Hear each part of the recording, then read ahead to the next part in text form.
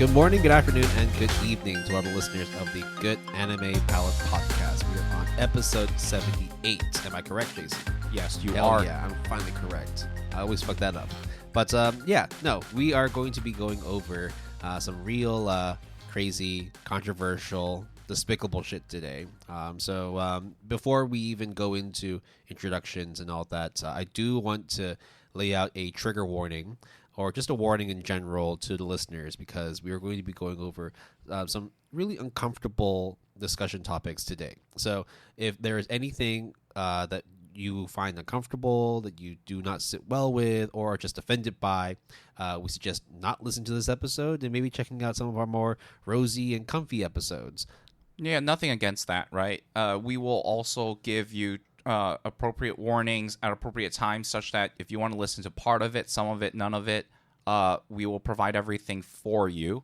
But before we get into that, I think one of the things that Will and I wanted to do starting from this podcast season forward was to try to change things up a bit, right? We shorten episode lengths and whatnot. We have trying to condense stuff for like seasonal reviews. But one of the things that we also wanted to try out was have a more experimental episode, probably every podcast season, like a slot for it. And then if it works well, whether in terms of critical or public reception or how we feel about it, we would integrate it into our podcast season. And this one is all Will's idea. All the credit goes off to him. But at least can I say the name? It is the anime Iceberg, so that's what we're calling it. And if you can hear Iceberg and you hear controversial, you can probably figure it out if you are acquainted with forums. But that's essentially what we're doing this episode. Yep. So the anime Iceberg, or just icebergs in general, are definitely not a new thing. They've been around for close to a decade now. So for those who don't really know what an iceberg is, or what the purpose of this kind of tier list is, it essentially started off as a kind of like a parody series that showed up on image boards or discussion boards within like forums like 4chan or Reddit or any other kind of discussion boards. So what they do essentially is they kind of convey levels of depth of knowledge of certain subjects, whether it is things that are like very much well known to the public down to the obscure, or maybe things that go from like real like top level IQ shit to stuff that is just plain old like what the fuck's going on. I think like the reason why like iceberg videos or just iceberg lists in general have been popular, whether they are on like Reddit or YouTube or any other medium, is because a lot of times it represents knowledge of a certain subject that people have an affinity to. But not necessarily like the full scope of knowledge. So there are definitely going to be things that will, on the surface, at the very, very tip of the iceberg, people are generally like knowledgeable of. Or they're at least okay with. And then when you start going further and further down into like the darkness and the abyss of the iceberg, that's when you start going into some of the more fucked up things, the things that like people just generally do not know, some controversial stuff, and occasionally some really illegal shit. So that's why it's come like something that's really, really popular. And at the same time, it's like, when we talk more about like the more conspiracy, controversy kind of side of things, people like conspiracy theories. People like to meme, joke, or even like embellish like weird rumors and shit that just does not like reach like regular news, like right? in the public sphere, right? And I think one of the things that we will probably want to emphasize is that the stuff that we are going to talk about, whether it is at whatever, how far down the rabbit hole or how far down the iceberg we go, we will probably need to definitely say that we are merely like talking about it and speculating on it, not really condoning or approving or disapproving, or although we probably would give our thoughts on those things at some point within this episode and future episodes as well. So we're just like spitballing, right? We're just trying to find, because there's weird stuff that happens in the real world, in the real life, and anime is obviously very peculiar to a lot of people, and when you dig down deep enough, you'll find anything in any subject, like the oddities that comes with it, right? Yeah. So this is purely commentary, discussion, analytical. We're not going to be embellishing anything. We're not even trying to praise anything. It's more like we are covering topics that generally do not sit well with people, and we kind of just want to just unfold that umbrella, right, and showcase what really lies within this anime iceberg. And one thing I wanted to also make clear is that this iceberg kind of format is not exclusively we're going to use it for anime controversies, right? It just so happens that the topic that we are going to start off with is revolving around controversies. Yeah. So in terms of like anime icebergs, there's not a whole lot. In terms of like icebergs in general, there's a lot of content about like specific subjects, specific people, specific moments in history and whatnot. But in terms of like anime icebergs, the content seems to revolve around a few specific subjects, one of which is like horror anime and manga. So things that are like super well known, like any of like the the Uzumakis or any of like those kinds of those series. So like things that are like very well known through down like more messed up and unknown shit. There's also like icebergs that are focused on anime specific series. So if you look at like, for example, on YouTube, the more popular ones would be like Evangelion, One Piece, Demon Slayer, Naruto, and I can see where those ones are really popular with people, because as much as people love the shit out of these series, it's not always guaranteed that everybody knows everything, every single detail about each series, and so people just want to be peculiar. It's like, oh, what was the real inspiration behind Naruto, or like what was the relationship between this mangaka and that editor which led to this particular series, that kind of thing. Anime and manga as a whole. Now this one is that usually more exists on like forums or subreddits, where people compile a list of anime and manga series ranging from like the super well known to things that people just absolutely do not know anything about. I mean, an example that I remember, I saw Yuasa Iceberg, and obviously there is like the relationship with Madhouse that a lot of people probably won't know, so it's kind of like in the middle layer, or however you want to place it. And then far deeper you get stuff like Mind Game, which is definitely something that people know and is on his filmography, but it's like, who watches it, who knows about it, or like this controversy or the relationship with, I guess with Onyung Choi. So it's kind of the subject matter can branch off to not necessarily talk about, as you said, using Naruto as an example, about the characters or about the lore maybe, but it could also be about the character design or a controversy there, or it could be the inspiration for this character or this arc was done this. It's like a nugget of information that's kind of like from a scholar standpoint that the iceberg is all about, such that the deeper you go, it's kind of like, if you know, you know.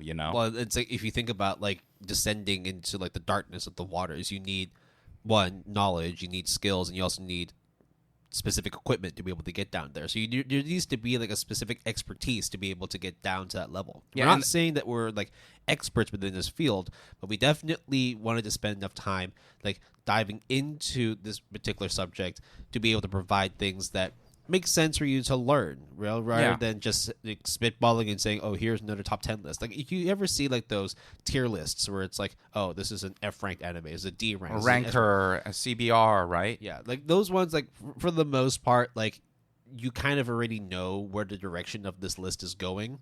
We're not saying we're trying to reinvent the wheel here, but we're going over stuff that is a little less covered within the anime iceberg sphere, which is regarding controversies and conspiracies. These don't necessarily exist all that much on the internet, particularly on YouTube. There is one controversy iceberg that I watched, but that one ended up being a bit more sort of like incel-y than anything. Right. And so it's like, and not to say that like their opinion should be disregarded. It's more just it didn't really sit too well with me. Like that's the vibe it gave you, right? Yeah, and so therefore, like the rest of the list that person put together was like, okay, I can kind of see what agenda you have, and like that's why you put this list together. Yeah, and like the narrative that video was trying to do. Yep. So we are going to be covering the latter discussion, which is controversies and conspiracies. So, Will, how would you split up like the different tiers? So from a newcomer's perspective, how would you define these different tiers before we go into each of those stuff that is in those tiers? Yeah, in terms of segmenting this discussion as well as the pacing of this discussion as well, we're going to be going over 4 sections. The top, very, very top, is the tip of the iceberg. Literally, if you're on the waters, that's the first thing you see. Everything is painted clear and transparent. You know what's up. The next level beneath that would be the surface, which is things that are like just under the water, where like you can kind of see what's going on underneath, but you don't necessarily have the clearest of pictures, but you can get a general gist or idea of what's happening here. Or yeah, like you can speculate enough with the amount of information that is available to you, but there is something going on that you can't really put all the pieces together, right? That is how I would describe the surface level. After that, you get into the darkness, which is stuff you really can't see anymore. It's become murky, unclear, terrifying at times. And yeah, you definitely need a little bit of guidance to be able to navigate these waters. And at the very bottom of this list is the abyss, the stuff that you not only can't see, but you don't know how far this iceberg goes. Right. This is the part where, especially when it comes to specifically the conspiracies and controversies topic, is like the darkest shit that we have seen. The things that we obviously do not want to talk about, but we, for commentary purposes, will be covering. Yeah, and all of this is real in the sense of it's not Will and I make it up. We did a lot of research on this. We probably should put some links as references just so that listeners who want to find out more about a certain subject can do so. We'll figure that out like down the line. Yeah, in order to be able to put this list together, like we needed like concrete information. Yeah. So this wasn't just going to be like our opinions of things. Like no opinion got into putting together this list in the first place. It was all based off of what we found in terms of what was like syndicated on Anime News Network, what was happening on like actual like news, or even just like hot topics, real world events, or hot even topics. like hot discussions on like forum boards as well. Yeah. So what we are thinking of is we are also not splitting necessarily this is in that tier for sure. This is just how we kind of interpret these different levels to be. And then the last thing I want to mention is, just in case, because I was confused at first, which is the abyss, the darkness stuff. Yes, that is like the unknown, the lesser known stuff, the stuff that you probably would never know until you go look for it, and you might not even find it until you really look for it. And when you do find it, you're probably not going to like it. Yeah, and there's a reason why things that hide in the shadows are not necessarily always happy-go-lucky and pretty. But within this particular first iteration of Anime Iceberg, it just so happens that with controversies, of course, the darker and the deeper you go, the more messed up and depraved it is. And we will give proper warnings just in case. Also, it's just something that we've never really done before. Not about Iceberg specifically, but talk about anime controversies. Like occasionally, before we were doing more regular like news updates and all that, we would maybe put together like a bits and pieces, maybe do an after dark to really break down what the fuck's been going on. Or we shit on it or laugh at it. But this is more of a very condensed more than several, 12 things, I think. We have 12 things, but of course it's like there's a lot more that this iceberg provides, and whether or not we want to continue talking about controversies and conspiracies, or if we want to move into a different direction with the icebergs and talk about other subjects, it just depends on how we feel at the end of the day. And if you have any opinions, and I'll put this in the housekeeping, of course you can reach out to us, because this is the whole point of this kind of experimental episode, to do things and see how it works. Because if we don't hear from you guys, we don't know, other than Will and I. And we also want to educate you guys on anime and manga, and this is the reason why we decided to do this topic for this Anime Iceberg 1. Yep, this still counts as education. So we are going to start things off with the tip of the iceberg, the section that covers topics that are usually quite well known or current, but I think because of the fact that they were so big when they came out, that they're kind of worth recapping. Oh yeah, good thing you mentioned recapping, because some of these stories we actually did cover, but this is now our opportunity to go in depth into them. So, starting off with the tip, we have a controversy that occurred with one of the most popular anime series that have come out in the past year, Oshi no Ko. So we all watched the first episode, or the first movie, because it was like an hour and a half fucking long. It was a crazy experience, and people loved the shit out of it. We covered it for our ASAP. We covered it when it was when it released for that particular season, and so far we've all had nothing but good things to say about it. However, it hasn't been complete smooth sailing for the series, because shortly after the airing of episode 6, there were a lot of fans of another TV series called Terrace House that had seen some plot beats, or at least some character-specific beats within the anime, and couldn't help but notice that there was a lot of similarity, potentially even exploitation, of the tragic passing of one of the cast members, Hana Kimura. Now, this is something... Hana Kimura of which... Of Terrace House. Okay, yeah. So, thank you. In terms of this particular person, they were a widely controversial character, in that a lot of people liked this character, but there were also a strong vocal group of people that just were not happy with Hana Kimura. As a result, there was a lot of cyberbullying, there was a lot of death threats, there was a lot of just really like unsanitary shit that happened to this person, and unfortunately, she chose the path of taking her own life, which is extremely, tragic, and well wishes to their friends and family.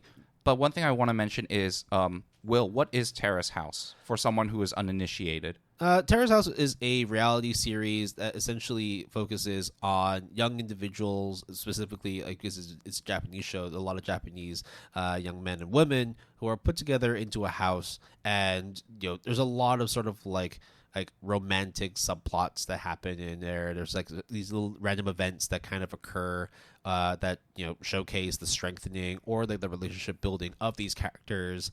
These kinds of reality series have existed for a while, but Terrace House's many series were insanely popular. I also want to emphasize that this is not your typical Western reality show of like Big Brother or Jersey Shore, even though they technically... Too Hot to Handle. Right. Oh my God. Even though they do fit under the same umbrella of reality TV, I need to emphasize that Terrace House is successful on its theme of more wholesomeness, of a more less about drama in terms of, it's meant to be more wholesome. Yeah, the trashy reality TV part, they were like, nah, we're not going to do that. We're focusing more on just like the wholesomeness of a group of individuals living under one roof. Yeah. But unfortunately, not everybody sees this particular series or, this specific person in the same way. And it led to, a real great tragedy that happened for that particular person and their family. Now, the main criticism and the main controversy that came out of this was the fact that a lot of the fans from that series felt that there was a similar kind of character that shows up in Oshi no Ko, and felt that the progression, as well as like the sort of motivations and what happens to that character at the end, have a lot of similarities to Hana Kimura, and people did not necessarily sit well with that, especially when it's like, we even have quotes from the person's mother, Kyoko Kimura, who criticized the series and mentioned that this was essentially kind of capitalizing on her daughter's passing by saying, in quote, "The words that the character was exposed to are exactly the words that Hana was exposed to. We have talked about these things publicly through interviews and the like. How could these exact same words be used? I can't overlook the fact that Hana's death is being used like free source material." Yeah, so we want to emphasize that not only is it just fans and forums causing this toxic kind of behavior towards one of, I guess, what would you say, candidates of Terrace House? One of the cast members. Cast members of Terrace House. But to have the mother on record in public to state that, especially in Japanese culture, is a very, very big deal. And also what happened to Hana Kimura is also a very, very big deal. Not to, to say that, like, oh, deal with it, or, hey, you just don't have thick enough skin, or haters are just going to hate on the internet anyways. But when stuff like this happens to you, it's really messed up. And it's very easy from an outsider or someone who's not been exposed to that, or like you're a Twitch streamer, to be like, oh, yeah, it's like doxing and stalkers and people hating on you is a normal thing, right? It's like, guys, like, it might be, but it shouldn't be. Yep. Now, in response to the controversy, the mangaka Aka Akasaka, very, very well known, right? Kaguya-sama, I love his war mangaka. Yep. They came in response by mentioning, in quote, "With the spread of the internet, we live in a society where fans' voices are heard directly. I want people to know how young talents are being hurt, exploited, and suffering. Talents, who are entertainers that appear frequently on TV in Japan, can no longer ignore the internet. YouTube has become super popular. Movies are watched with subtitles. Plays are increasingly based on anime and manga, and there has been an instance of a suicide stemming from a reality show. Considering all those facts, I then decided to take a contemporary subject, something that is happening in the real world of Japanese entertainment today. This was the first concept." So, in terms of the response that Aka Akasaka had, I think that was the only thing that he could have done, in that he, of course, would be defending Oshi no Ko, but also explaining as to why he wanted to talk about it in the first place. I don't think that there was any intention of capitalizing on Hana Kimura's suicide to be able to, make this series popular. In the end, I think that Kyoko, the mother of Hana Kimura, would accept the apology, but then further went and said, I didn't mean to blame the author or any specific individual. I just wonder if there was no one who gave it proper consideration before releasing it out into the world. Basically, she just didn't feel that people who have been victimized on social media, that particular instance needs to be seen again, and it could have been handled in a different way. So now that we have kind of told you the kind of the recollection of the events, how are we going to go into like how we feel about the subject, Will? I don't think it's necessary to go that deep, but yeah. I think we can offer our 2 cents in that we understand where this controversy stems from. Mm-hmm. I think the timing of it was definitely not great, and the fact that the similarity of the subjects are just hard to ignore, you're bound to be upsetting a lot of people, specifically people who are connected to this particular tragedy.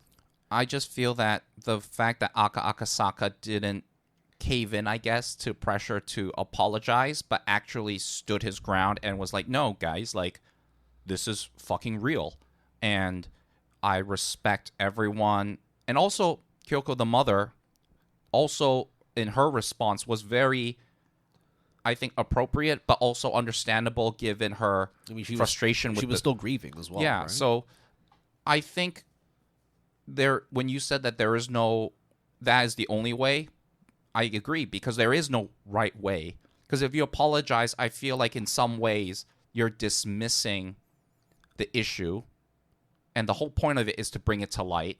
I mean, it's in Oshi no Ko as a plot beat, right? Whether it's connection to Hana Kimura or not, is going that when you go to that level of despair with a fictional character in Oshi no Ko, it is still a subject that is real and very messy, and something that probably going forward in the future is going to get even more severe and prominent. And that's just the way it is. But that does not mean it's okay. Yep. Moving on to the next subject we wanted to talk about. This one is historic on many levels. God, I love it. This one. The final episodes of Neon Genesis Evangelion. The very, very beloved, but also very, very lovable to hate original television series that broadcasted and came out in the late 80s, early 90s. The reception for NGE when it first came out was very polarizing. Wait, which one? That's the question. Well, first of all, in the beginning, I think people just were shocked by what they were watching, simply because this was at a time when anime was very much down in the dumps. A lot of production studios were shutting down. There was not as much interest in anime and manga, and people were just wondering, well, is this how the industry dies out? Well, no.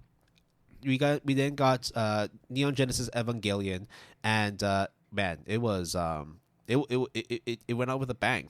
You got some real serious plot beats. We had some characters that literally defined like not only character designs but like characterization and archetypes, right? Yeah. But what was the more polarizing thing was the last 2 episodes of NGE, in which there was a lot of speculation, a lot of rumors that the studio that was responsible for making the series had run out of money, and people were just not able to, work on the series anymore, and therefore the last 2 episodes were deemed to be a bit more of an experimental style, quote unquote. It was a lot of like hashly drawn like sketches, a lot of slides just did not seem to transition very well. So for individuals who don't know, that is what is known as the clapping scene, the finale. That's the first ending, so to speak, because the speculation was they ran out of money, and I think they went on record to say at some point, yeah, we were kind of fucked in terms of money, and I think the creator was also very depressed. So there was that. The last 2 episodes, specifically the ending of the world and the beast that shouted "I" at the heart of the world, those were the last 2 episodes that came out, but were definitely like harshly criticized simply because a lot of fans just felt like they were ripped off. They just felt that when you were watching it, they were betrayed by how badly, quote unquote, that it ended, and it resulted in some real shitstorm for a lot of people online, or at least however people got their news back then. I don't think the internet was all that powerful back then. Yeah, and you also have to understand that during that time, there just weren't a lot of animes being produced at the rate that it is today, with every single season having like 50 shows, right? And there was still like shining points like Ghost in the Shell, Akira, and all that, but a lot of it was okay, right? So a lot of the industry was not doing too good. Yeah. Now it got so bad that the creator of the series ended up getting a lot of death threats, a whole lot of hate mail. Basically, hate mail, like actual mail, to the point where at the end of like making the series and then like going on to make more stuff. I mean, I think he ended up making like a complimentary ending for Neon Genesis through Death and Rebirth. There was a lot called The End of Evangelion. Yeah, there was a lot of stuff that came out in response. Basically, it wasn't so much that he was appeasing the fans or trying to get them back on. It was more just a big fuck you. Yeah. You see, like, so Will, you haven't watched it, but I watched it as a teenager growing up. It was in fact the second anime I've ever watched, and I was really pissed off at the clapping scene. I was like, what the fuck? But I also had the VCD video cassette disc of The End of Evangelion, the double episode, and that was like, what the fuck? Actually, compact disc. Oh, sorry, compact disc. I said cassette. Oh my god, I just dated myself. And then now I say Betamax or whatever, and that's going to be even worse. Laser disc, blah, blah, blah, blah. Okay. You didn't, watch stuff off of floppy disks? Nah, bro. It's all about the zip drives. So, these death threats are no joke back in the day, because I would argue nowadays, sending a hate is like a lot more simple to disconnect you as an individual to the other person being affected. Well, also the fact that like social media back then just did not exist. It's very easy. It's very easy to just like flame someone online nowadays, because you are able to do that anywhere in the world. Whereas back then, it's like you had to really want to kill somebody or really hurt somebody or threaten to do so, right? Yeah. And you have to literally write a letter, put a postage stamp, probably have your return address, and give it to someone to be sent to someone. And back then, it's like, okay, you had yellow pages, but it wasn't like you called that number, it was going to connect you. You had someone's address there. No, you had to go through the effort of really hating someone so much that you found out where they worked, you found out where they lived, and you just harassed them to no end. Like, you have to understand that the kind of level of the degree of cyber, like, stalking, threatening is very unheard of, like, at that point in time. Nowadays is more commonplace, even though it shouldn't be. But to the point of, like, they put it in the credits, right? Like, the credits of the end of Evangelion. It's like, the death threat sequence. But essentially, what happened was that so that particular scene was covering like translations of letters, emails, and graffiti. That essentially was at the end of a live action sequence of the second half of Evangelion. Now, at the end of Evangelion. Now, whilst it is referred to as the death threats episode, the episode actually had mail that were more on the positive side, actually. Not a lot of them were death threats. And most of them actually showed like genuine appreciation and encouragement towards the end of Evangelion. But and also at the same time, it's like they also didn't want to air out dirty laundry. Yeah. Yeah, that was the main thing. Yeah, because it's kind of a faux pas in general and to this day to do so. Like to say like fuck you to the fans by making like shit that like they were gonna do anyway. To be honest, that's like the biggest like awesome part of me that is just like mad respect, because he got so much. The whole studio that ended up being, I guess, Studio Kafka in the end, right? Got so much fucking hate, and I actually am very invested in this story because I didn't send any hate mail or anything, but I also felt similar sentiment, and I was there in that moment when all of this occurred, and Anno was just like, yeah, fuck y'all. You don't like the clapping? I don't think I like the clapping either, but I tried my best. Fine, you want it? Here you go. And then everyone was just like, oh, fuck. What do we do with these two episodes? They're great, but what the fuck? Yeah. So I think that's kind of why like I wanted to put this one at the tip of the iceberg, simply because whilst at the time it was insanely controversial, it hasn't had a very lasting negative impact on the series as a whole. The fact that like just a month ago I've been bombarded through like my emails or my Instagram of buying like Asuka fucking hard drives or buying like fucking motherboards for my computer. Hey, the algorithm is listening, man. Like it's to this day it is still a insanely popular series. Yeah, and I don't think that like with the controversy it has done that much to disparage it. But at the same time, it's like, like fans need to chill. Yeah, I think the controversial part is not on the creator's side. It could be the creator's actions in response to the negativity, but I think the hate mail, the negativity, and Anno's response with the last two episodes is kind of the more controversial part. So it was a wild time at that point. Yeah, for sure. Moving on to the last of the tip. It's Jobless Reincarnation and the feud they had with a Chinese influencer named LexBurner. Now, this actually happened not too long ago, about 5 years ago. We reported on Oshi no Ko and this one. It was hilarious to me. So, what happened? Well, first of all... sorry. Oshi no Ko was not hilarious. I want to be very clear. Sorry. Yeah, but this one was. Yes.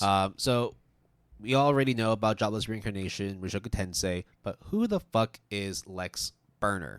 So LexBurner is a Chinese influencer that essentially does a lot of live streams, not just specifically on anime and manga, but general lifestyle stuff. Like a variety streamer type like thing. a hobbyist kind of. Right. Yeah. But essentially, like when you think of influencer, especially in China, it's going to do a lot of sort of like marketing appeal. It's going to be advertising. It's going to be getting into like mainstream societal norms, and therefore it's like a lot of times, because of the way that the influencer market works, specifically in China, a lot of them have a lot of say amongst people. I mean, the fact that like if you only have like 1% of all of China's viewership, that's like 10 million people, right? We're talking about like a large population that is very much like working within their ecosystem, their own ecosystem, and therefore like Chinese influencers, especially if you get to a large platform like Bilibili, you are going to be a star, except that this person tarnished their own name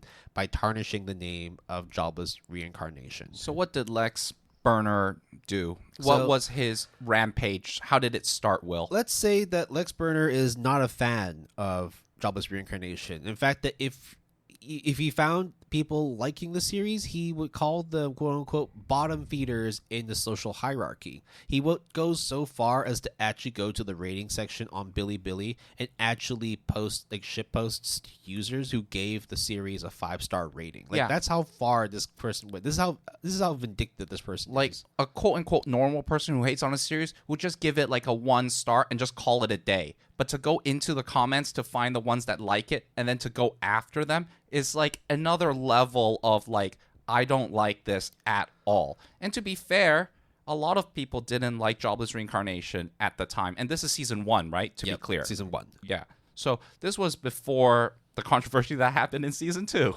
So in season 1, it happened really early on. I think with infidelity. I think there was a moment there that caused a lot of concern. A lot of lewd shit as well, right? I mean, that in general, yeah. So, what does this all mean for Jobless Reincarnation? You have haters all the time, right? But this was a little bit different because this was done on Bilibili, the top streaming platform in China. And it put them in a really tough spot because whilst there was a lot of negativity towards this series, LexBurner was also like a top 100 contributor for the platform and was due to perform at their Lunar New Year celebration program at the time. Now, many fans of LexBurner who are also anime fans just felt betrayed. They're like, what the fuck? Like, why would you do that? This is like despicable. You're straight up just like review bombing this series and getting your fans to do the same thing. This is absolutely like an abuse of your power. Yeah, it's like an unnecessary witch hunt, right? And isn't Jobless Reincarnation on Bilibili too? It was. Yes. And therefore, there were also a lot of fans of LexBurner that did not care for anime and essentially just said, you know what? Like, fuck it. There's no point in just review bombing it on Bilibili. Why don't we go to the authorities and actually report this series? And in an effort to just kind of like stimulate the situation, the platform decided to remove the series from streaming. But because of the fallout that happened with the banning of Mushoku Tensei of Jobless Reincarnation, LexBurner was then kicked off the program of the Lunar New Year celebration, and Bilibili had to come up with an official punishment by citing that his inappropriate comments had violated his streaming contract. So he won and lost at the same time in a way. He won by getting Jobless Reincarnation banned in China, but also lost because he ended up getting kicked off the platform. And I think it is extremely important to emphasize because, you know, the Lunar New Year special is a very, very big time of the year. It's like same as Singles Day, right? November 11th, in terms of the amount of fervor and activity, yeah, and eyeballs, right? Like everybody in China turns on the TV to see what the New Year program will bring, and it is a very important day within Chinese culture. And so to be like kicked off it's like such a loss of face, right? And I think that's one of the things that a lot of people in the West probably won't, unless if you're like, you know, Asian, you might understand. And I'm not being like racist or stereotypical here, but the emphasis on losing face is a very, very big deal in I wouldn't in say Asia. racist. I would say ignorant. Ignorant. Yeah. Okay. You're definitely not being racist here at all. It's more just you're explaining a culture to people that may or may not know much about. So Yeah, it's completely okay. The value of face, and as like in Japan, there's like honor, right? Your reputation, your integrity is such a big deal in Asian culture, such that if this happened, is such an embarrassment to you. I mean, LexBurner being you, right? Yeah. That like, oh my god, like what? Like, I think like the main controversy that came out of this is the fact that like, look, you can hate on a series. You can even go so far as to flame a series by giving it a 1-star review or whatever. But the fact that you have such a big platform on the biggest streaming platform in China, and you go about not just review bombing the series, but also telling your army of fans to do the same thing. Like, it got so bad to the point where Refugin Maganote, the author of Jobless Reincarnation, responded to the situation by, quote, LexBurner's words are only his personal opinion, and he is free to hold whatever views he likes. Although I am displeased at how he has insulted our other viewers, anime is not just made for successful people. So I hope that those who can enjoy it will enjoy it. If that is the kind of online presence he is, That's just the way it is sometimes. Even in Japan, there are plenty of people like him, though maybe not of much influence or as much influence. As far as I'm concerned, instead of engaging with him, I think it is important to ignore him and grow your own communities. Thank you. Holy fuck. Oh, yeah, and here's 2 middle fingers and, like... You know when he says thank you, he really means fuck you, Yeah. LexBurner. No. And also it's just like, oh, yeah, thank you. You know, like with the head tilt and everything. Like, I can just see that, right? It's the biggest polite way of saying, you are fucking useless. I don't give a shit about you. But you have every right to say whatever you want. It's just not relevant to me or anyone for that matter. Yeah, because you're not part of my community. You can stay in your community. And you shouldn't have a community, and no one should be part of your community in general. Yeah, I mean, there's still major fallout from this because of the fact that Jobless Reincarnation is still banned in China, and being able to operate in the Chinese market is huge, right? Because there's like 1 billion people, right? But when it comes to like business versus integrity, I think that Rifujin, the author, just picked the high road. So you're like, okay, fine, say what you want. I'm gonna keep doing my shit. You do your shit. I don't like your shit, but I'm not gonna tell you to stop it because it doesn't matter to me at all. Like that is the best way to respond. Not even apologizing, just straight up saying like, okay, sure. You are nothing to you. You are nothing to me. Yeah. Because I am nothing to you. We exist in completely different worlds, and let's just keep it that way. Yeah. And I think when we talked about this news story back then and we're talking about it now, the only thing that rings true to me is a certain Uncle Ben once said, with great power comes great responsibility. And LexBurner fucked it up. Yeah. He's Lex Majorly. Luthor now. Oh, God, he was such a dick. I mean, like, since then, like, no mention of him whatsoever. He's been like banned or is he like, on the platforms? He should be, right? I think he's he was like shadow banned for a bit. Oh my gosh, shadow ban! That's hilarious. So shadow ban is essentially, for those who don't know, is you are not banned from the platform, so you can still like stream and contribute to the platform. You just won't get anything out of it, basically. Yeah, right? or when they search for you, you have to really find him in order to, like, they're not on the front page or they're very far down the search list or whatnot. So your visibility is lowered significantly. Yep. So it's idiot. Look, just straight up idiot. Should we move on? Okay, I'm just gonna say this: Jobless Reincarnation is a fucked up show that deals with a lot of fucked up shit, and is edgy, right? I think it's really well made. I think it's really well done. But Studio Bind, right? The studio does it. Yeah, they did a really good job with it. But don't get it twisted. Yeah. It's stupid, fucked up, controversial, amazing masterpiece. But no one should deny that the fact that there's some fucked up shit that goes on in Jobless Reincarnation. But bro, that's the hill you want to die on? Yeah. Like, come on, man. Like, don't piss off anime fans, basically. Yeah. And don't piss off. Well, I guess the next one is basically, don't piss off anime creators, because we're now reaching the surface of this anime iceberg. We're going into lesser known topics, but, have still creeped into the mainstream. And we would like to remind you that these are things that are not okay to do. Or if they are okay to do, I don't want to talk to you.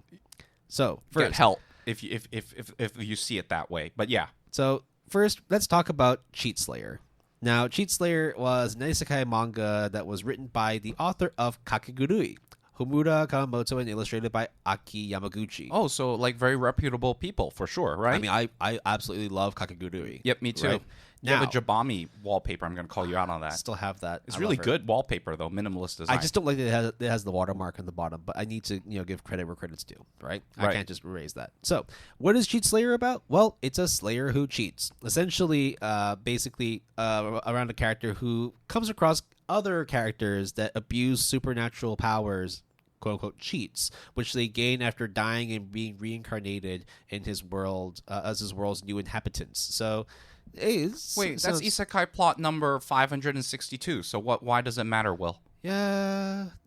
So the problem with this is that a lot of readers started noticing that certain characters in the manga kind of look the same, or if not kind of absolutely look the same as characters from other isekai series. So following this, the editorial department of Monthly Dragon Age, which syndicates the manga, re-inspected the series and declared that depicting characters that look so similar to those from other series as villains would cause problems, as the creators believed that maybe Kawamoto and Yamaguchi were intentionally denigrating other particular works. So as a result, the department apologized to the creators and others involved and said they would pay more attention to prevent similar issues in the future. So among those who were really critical was, again, Rifujin Nanogote, the author of Mushoku Tensei, who wrote on Twitter, making characters appear who are recognizably borrowed from characters from other works and then turning them into villains and making them do vile things. This is crossing the line. So some of the characters of note that were quote-unquote plagiarized in this series included Rimuru from That Time I Got Reincarnated as a Slime, Kirito from Sword Art Online. We saw that one. That was just like, that's fucking Kirito. Okay, yeah, so there, okay. So there's also Aqua from Konosuba. Overlord Ainz, I think that's the least egregious one in the grand scheme of things. My Lex Knife as a villainous, all roads lead to doom, which I'm just like, yo, that wholesomeness villainous, you're gonna fucking turn her into like the Dark Queen. But okay, so Will and I also reported on this, and there was a very, if you Google image search, a clip, like a 2-page spread of, I think, like a boardroom meeting almost, and they show each seat. If you search for it, Will, and each seat shows the villain, quote unquote, that is sitting on the seat, and you're just like, Will and I looked at it, I think during recording, we're just like, yo, this is not good, because to make matters, because okay, on one hand you could think of, hey, it's a parody / homage in a way, and they are essentially doing their freedom of expression aspect, right? But you have to take into consideration several things. The first thing is the freedom of expression, freedom of speech is mainly a right that is given in the West and most of the time in the East, most of the time being the operative word. Yeah. And they just take it more seriously. The second thing is y'all can parody and shit on other properties and stuff, but defamation and putting other properties, other people's livelihood and stakes in a bad light is still questionable, right? Yeah. And that also sort of reinforces the gray zone that copyright law exists in Japan. That's why whenever you see major brands, you see Coca-Cola instead of Coca-Cola, or you see McDonald's instead of McDonald's and stuff like that. I mean, what was the Devil's a Part-Timer? I think it was It was W, right? McDonald's, right? McDonald's, yeah. So it's like, oh, I clearly know what you're doing. Or okay, this is the Starbucks one or the Pocari Sweat one. And you might think this is just creative freedom that the Cheat Slayer isekai author Homura might be going with. However, let's just say that if I was to take Ash Ketchum, for example, and just make him into a complete degenerate. No, don't say that, because Pal World currently exists. That's a different thing. That is a whole different thing. But it's somewhat related, right? Along the same lines, in the same vein.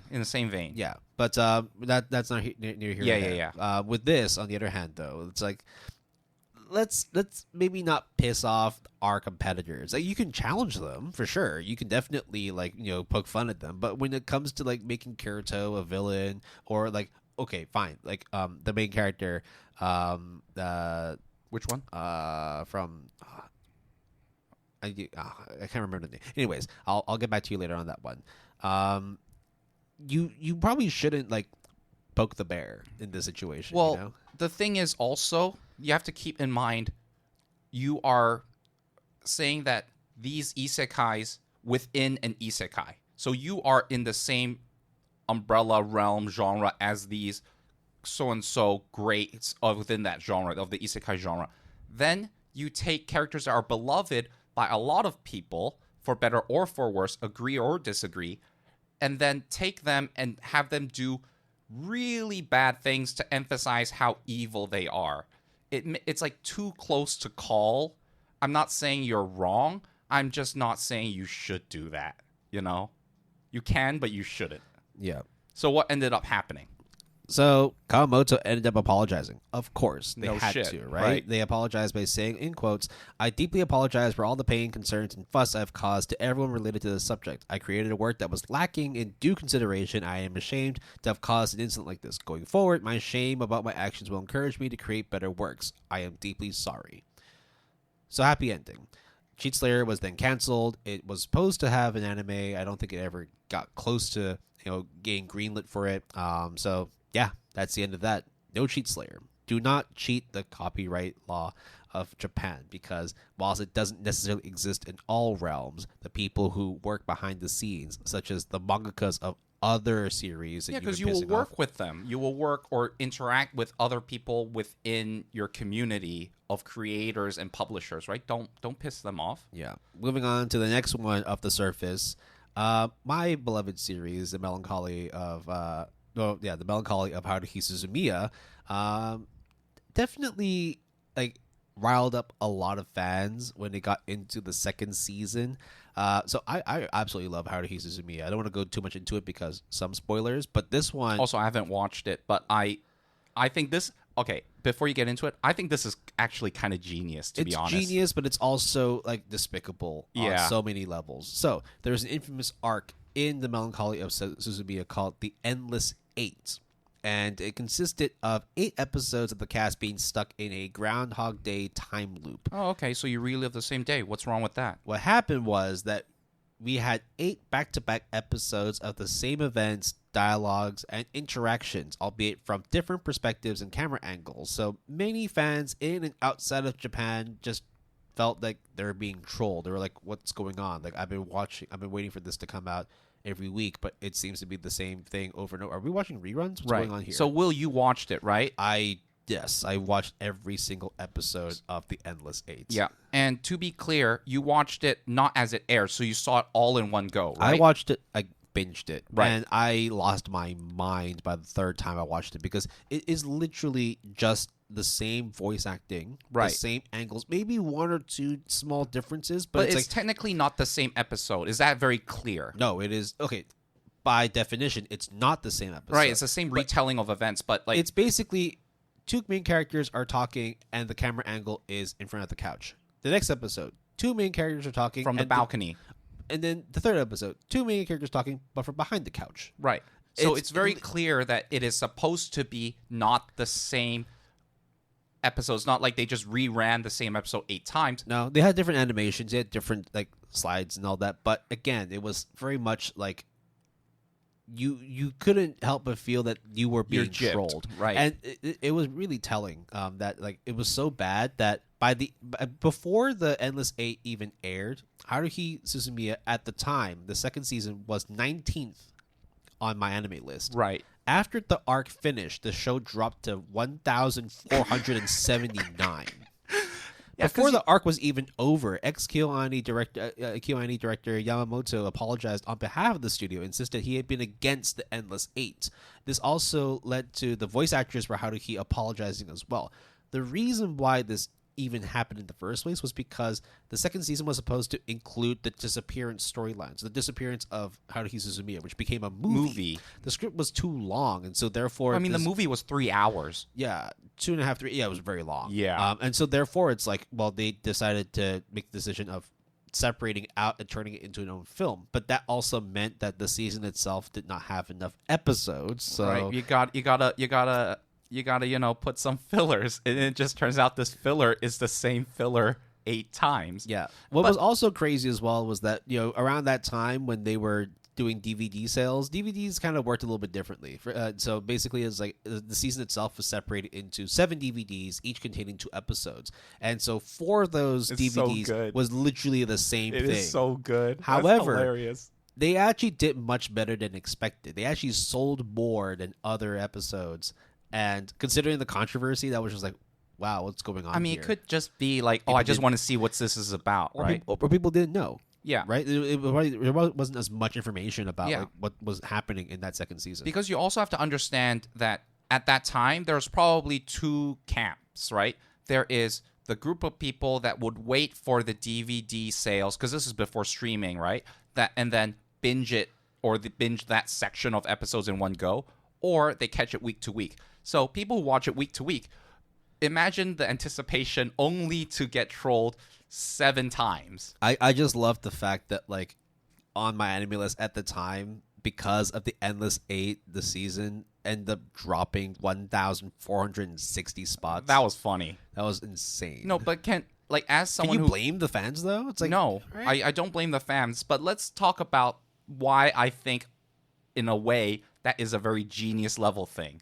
Because first of all, you as KyoAni, right, is going to be like, yeah, okay, we have decided to move Melancholy to a film. Like that's the disappearance. yeah, sorry, the disappearance. The Melancholy was the Actual series. actual series, right? So the company internally knew that already. They made that decision, right? So then they were like, Not everyone was for it, but Right. they had to run it through, right? right. So that was the decision that the company made, whoever was against it or not, right? Then, okay, now we're stuck with this situation. What do we do? Because now we're going to have to add filler arcs or something to pad it out, because there needs to be a definite episode count. It's not like Netflix or where you can just have, Oh, we're going to do 6 episodes, but each one's an hour long. Or we're going to do 8 episodes, each one's going to be 45 minutes long and stuff like that. No, this one, it's like it was syndicating on TV. You had to have a cur of anywhere from 11 to 13, maybe even a double cur. So therefore, you had to meet that agenda. With that block of time, Because right? that's what the production committee stipulated. Exactly. So then, for you to figure out the biggest loophole in my mind of the Endless 8 being An actual Endless 8. Yeah, a Groundhog Day is so meta to me that I just like, you figured it out, but It was done so poorly. In a was way, it really that bad? In a way, it was done poorly because imagine watching something over and over for 3 hours, but it was the same thing 8 times. That was what cheated a lot of the fans. And for me, like, I knew what I was getting myself into while I was watching the Endless 8, but I still stuck with it. Yeah, I knew about this Endless 8 thing before I even watched a single episode. Right. And I mean, like, we can look back at it with like fond memory because wow, what a fucking funny story this is. But at the time, like, imagine watching Jobless Reincarnation and he wakes up and it's on like his first day. No, imagine this. Like, you're watching it live, right? You're watching it like week to week. And Yep. for 2 months you're watching basically the same episode of Haruhi Suzumiya. Yeah, and here's the better part, Will. When you watch it, you'd be like, "Oh fuck." But the next episode they're not gonna, they're gonna change it up, right? Like it's gonna resolve itself, right? And then to be fucking trolled like 6 to 7 times. But it's also so appropriate. Yeah. Because that's essentially what Haruhi Suzumiya is all about. And it was a very major arc in the manga. It was just the way it was done in the anime really infuriated a lot of people. But again, I don't think it had as much of a lasting negative impact on it. In fact, I think people just look at it and be like, they had that thing going on there. What a fucking shit show. Would you recommend people to skip? Yes. Okay. Absolutely. Damn it. Just watch one episode. How I would do it is watch episode 1 of Endless 8 and then watch the last episode of Endless 8. You could save yourself 6 episodes. I kind of want to go through those 6 though, if I'm not short on time. If you're not short on time, by all means, watch it. But yeah, we're not going to endlessly talk about the Endless 8. We're going to then move on to the last of the surface, which is Bill 156. All right, so Bill 156 is an extremely complex subject. It's a head scratcher for sure, yeah. Because as Jason was scratching his head while talking about it. Oh yeah, that was unintentional, right? That was reflex. Okay, so Bill 156 is gonna be mentioned at the end of Bill 156 because you have to have a lot of build up and context leading up to it. So there is a department called the Tokyo Metropolitan Ordinance regarding the health development of youths. And essentially, just as his name implies, it is... No, that was the law itself. Sorry. The organization is the Tokyo Metropolitan Assembly. Yeah, sorry. It's a very messy situation to figure things out. But they created the ordinance because they are essentially using the narrative and the sentiment of we have to educate and promote the well-being of our future generations so then they become better people, blah, blah, blah, blah, blah, blah. AKA video games are bad, video games are violent, video games should be banned. Right. Except this was that ilk. Yeah, except this was in like the 1960s. Yeah, 1964, August 1st. Right. So, you might be wondering, okay, Jason, Will, like what are we talking about here in terms of censorship and banning? There was a graphic. Will, did you see it on the docket? Yes. And it just shows like, okay, first of all, let me just get to you listeners, the non-controversial stuff out of the way.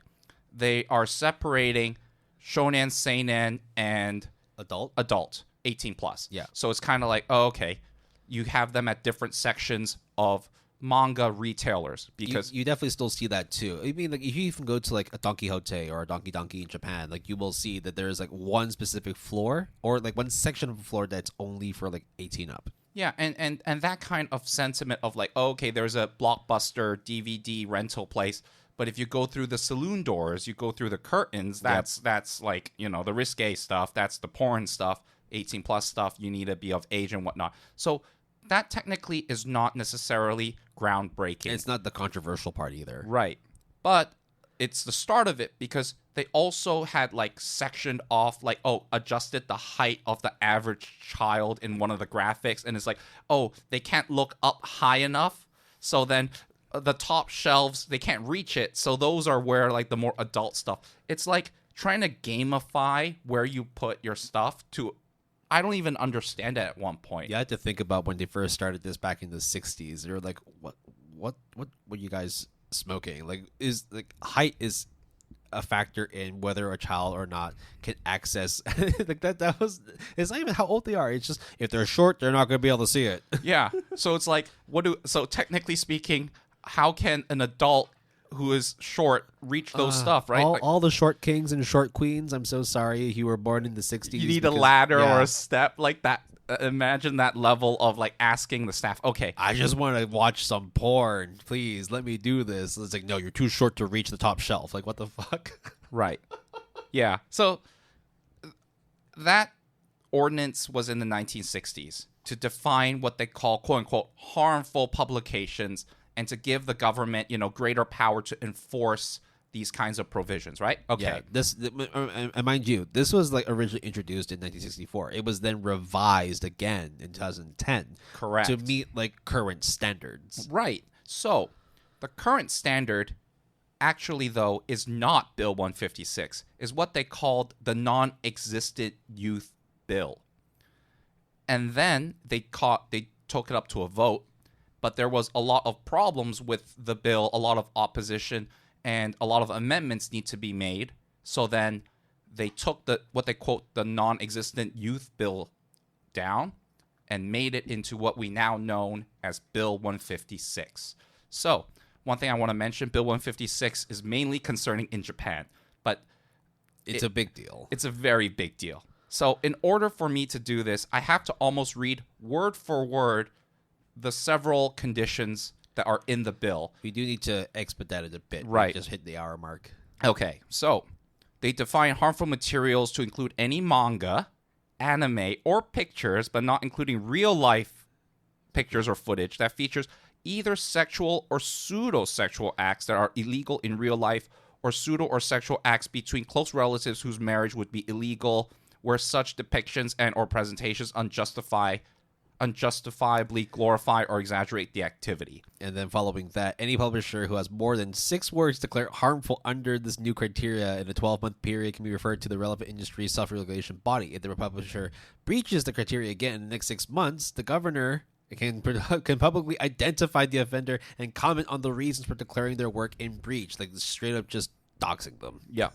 And probably the least controversial part, in my opinion, is to encourage the establishment of an environment where child pornography could be eliminated to prevent its creation, and any child under the age of 13 wholly or partially naked or wearing swimsuit or any underwear purchased in books or featured in films, you know. That part is completely normal. Like, yes, we should not be allowing that at all. Yep. And then they say promote safe use of the internet and raise awareness of the risks that the medium poses, and have filter systems, and parents and guardians must take responsibility for ensuring their children knows what the fuck they're doing. The problem with this Bill 156 or non-existent child policy is the fact that like people didn't really know where it starts and where it ends. Like what would be deemed to be controversial enough for you to be publicly doxxed, or what was like so safe, but actually, you know what? Like, hey, this is too risque. We have given you your first strike. Get another one, and we're going to dox you. Yeah. And the thing is that the community, including the Association of Japanese Animations, AJA, which we have mentioned in the past with their annual reports, were like, nah, bro, this ain't cool. Then in Comiket 79, a doujinshi of them parodying all of the politicians and the bill sold out with over 1,000 copies sold and needed a second printing and released online and translated in English. What's the book called? An Idiot's Guide to Tokyo's Harmful Book Regulations. It's, God. I think, like, look, we understand why such a bill would exist. I think it was just the implementation and execution of it was not properly thought out. Like, the fact that when it first stemmed from, hey, if the child's too short, they're not going to reach the porn, so put the porn on the top shelf. And now it's more like, oh, we just don't want anything, like, completely illegal, so don't do illegal shit. But then it's also like, but you didn't necessarily define everything that's illegal or what is legal. Yeah, so here's the other dumb thing about Bill 156 that is still used, obviously, to this day. They do not apply to digital sales. Will. Yeah, this is the crazy part, where like it only comes out in print. If you sell your shit digitally, that ordinance does not apply. Yeah. Oh, you monitor, internet use, yes, but not digital sales. It's like, what are you doing? Yeah, what are you thinking here? It's like, oh, like they can't access it on the internet, but we're not going to govern the internet. Yeah. So like, what are you actually doing then? You're basically, what you're doing is you're putting pressure on the publishing companies to make sure that if they're doing anything in print, they have to be very careful. But for those who do exclusively digital shit, hey, it's free game, baby. Yeah. So you can see that as two ways, right? The politicians actually don't know what anime and manga really is. It's like saying video games, right? Fair, do you ever feel like a lot of politicians are in the know of like no, they norms, do not know. You know? Yeah. And the other thing is, if your law is vague, you can kind of do whatever you want. You have like power because it's part of the law. You just keep treading the line until they tell you off, and then when they tell you off, it's like, hey, no, I was completely working within the confines of what is deemed legal and what is deemed illegal. It's just so dumb that rules, the consequences are so dire, but the rules are not clear. And the other, I guess, more modern issue of LGBT representation is a bit debatable. That one's always gonna be a tough one because the fact that it's still very much a taboo subject in Asia specifically. Yeah, like, we know it exists everywhere else in the world, but here in Asia, it's in a really weird spot because there are a lot of like transgendered or a lot of LGBT like actors, actresses, influencers that exist in Asia, but they're kind of classed under this guise of them being like other people. They're not generally going to be considered to be like part of the mainstream, or they're caricatured or glorified. Yeah, it's a really like sad way to represent those cultures, those ways of life, because we like in a way for them, at least for the general media, it's for them to, like you said, to protect the youth from like deviant thoughts and going down the wrong path. When really it's like, why are you even setting that guideline in the first place? It's like everyone is polite to you, but there's this underlying sentiment of you don't belong here. Or when the cameras are on, everyone is a family and everything. And when the camera is off, it's like, please go to your side of the studio. Okay. It's not okay to be gay, but if you're gay and entertaining, we got a job for you. Exactly, right? It's just like, oh, why does it have to be a trait rather than my personality and just who I am rather than a selling point, right? Exactly. It's like, if it don't make me money, I don't want you to be gay. Like, but if my height is very short, though, yeah, it's such a confusing law because you like you said, right? Like it's meant to be a law that actually helps to protect children or youths in general from accessing these kinds of material. And I think that is fine. I think that's needed. Right? But you then say, oh, if they're too short, they can't see the porn. You're going to make sure that we monitor all activity on the internet, but we're not going to govern internet sales. Okay, then what are you actually doing then? Yeah, and here's the other thing. How many light novel series do we know? How many animes how many Domekanos do we need to see for it to be like, guys, isn't this technically under Bill 156? But obviously no one's going to do anything about it, but they can, so what are we doing here? Well, it's not a big deal. Is not because of the fact that they actually aren't related. So, not related by blood. So, it's technically not an illegal marriage. Right. But then you also have things which is like first degree cousins, second degree cousins, uncles and aunts and stuff like that. It's like, again, it's a lot of people just treading the line and seeing like if they can get away with it, and for the most part, people do, which then makes you think, what's the point? Yeah, exactly. And they caused a huge stir and problem. Yeah, back then it caused a lot of fuss, all for nothing. All these official companies, corporations were like, y'all, what are you doing? Like, y'all didn't need a bill to say that child pornography is bad. Yeah. Like, you already should know. Yeah. This should not exist. And it's like, oh, you guys need to figure, like, the government saying, you publishers need to figure stuff out anyways. And then I guess the publishers are like, we've been doing that for, like, ever now. So you telling us is kind of dumb. But now it's kind of like, oh, if you don't listen, we will fuck you up. It's like, well, yeah, that was going to happen anyways. I like the placement of, well, Bill 156 in the surface, because whilst it is something that generally the context of it, people should know and already know about it, the implementation of this bill is just a real fucking head scratcher. Like, what were they thinking in trying to put this law in place without actually knowing how to apply the law? And can I just say one last thing about this is that when foreigners look to Japan and they look at the more weirder, peculiar aspects. That's for sure. Like, anytime it's the like tentacle stuff, for example, or anytime whatnot. Somebody like tries to, generally, when people describe Japan, it's like, oh, they got a really weird culture about tentacles. They got a really weird culture about swimsuits and women and stuff like that. It's like, but like, that's the general stereotype that people have. And with this kind of bill, it kind of perpetuates it even more because it makes a farce out of the situation. Well, not just that, but it's like, why, if these things exist, does Bill 156 exist as well? It's, well, I mean, at the bottom level, we know what its purpose is. It's just everything else for it. Yeah, it's just everything else on top. It's just like, it's nonsensical. Hey, this building is nice. The lobby is good, but I'm not going to take the lift to any other floor because that's fucked up, bro. I can't reach the elevator button. I'm too short. Yeah. Yeah. All right. That summarizes the tip and the surface of this anime controversy iceberg. We're going to go on to a break, and then we're going to go into the darker and deeper abyss of this anime iceberg. We'll catch you after the break.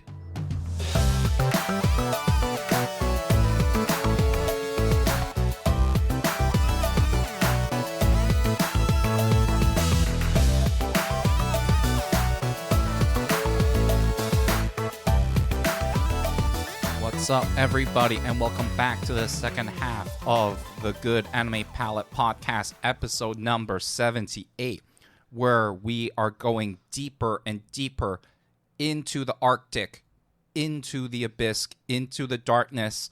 Joining me on this nightly adventure is Will. I am your other guide, Jason. This is not so much an adventure, but more like a crazy, like, lost journey down this insanely decrepit rabbit hole. That's the first half was definitely a bit more on the rosy side, even though we were still covering some pretty controversial topics. This time round, no holds barred. We have to once again let everyone know that we are announcing a trigger warning. This is going to be some really uncomfortable shit. And so, again, if you've made it this far and you want to continue, power to you. If you don't, completely fine. We have many other episodes you can check out, a lot more fluffy in content. But yeah, no, this is it. These are the things that many people may or may not know of, or if people do, then they realize how incredibly dark and depressing some shit has happened within the world of anime and manga. Yeah, I also want to emphasize something that Will and I discussed off air, which is kind of like the motivation of these types of topics within this episode. And I think there comes to a certain extent where I guess there's like a little bit of morbid curiosity and just kind of a knowledge of the things that we adore being anime and manga can have very, obviously we know the odd, the weird, and the like the outside perspective looking in. But just like everything, when you dig deep enough, there are all these important but also very twisted, dark, grim things that I think knowing about it is still good to have. But it is like, I mean, I told also Will, like, there's definitely some stuff that I'm very uncomfortable, that to be I wish honest. I didn't read, but for the purpose of this episode, I just had to know. Like you said, it was the curiosity that ended up killing me. So we start off by announcing that we're now entering the darkness of this anime iceberg. We're now entering really murky waters where things are going to be pretty bad. Starting off with a lesser known historical manga series called Barefoot Gen. It was written by Keiji Nakazawa, which is based at least basically on his own experiences as a Hiroshima bombing survivor. So that's already a good start in terms of how fucked up this thing can get. So we've covered many series of anime and manga that talk about like the atrocities of war, right? Specifically from a Japanese perspective too. So it's not like any stranger. I mean, for example, like Up on Poppy Hill, I think is No, The Wind Rises. The Wind Rises, that's the one. And then of course, Grave of the Fireflies, right? I mean, None of those are like happy shows or movies to watch.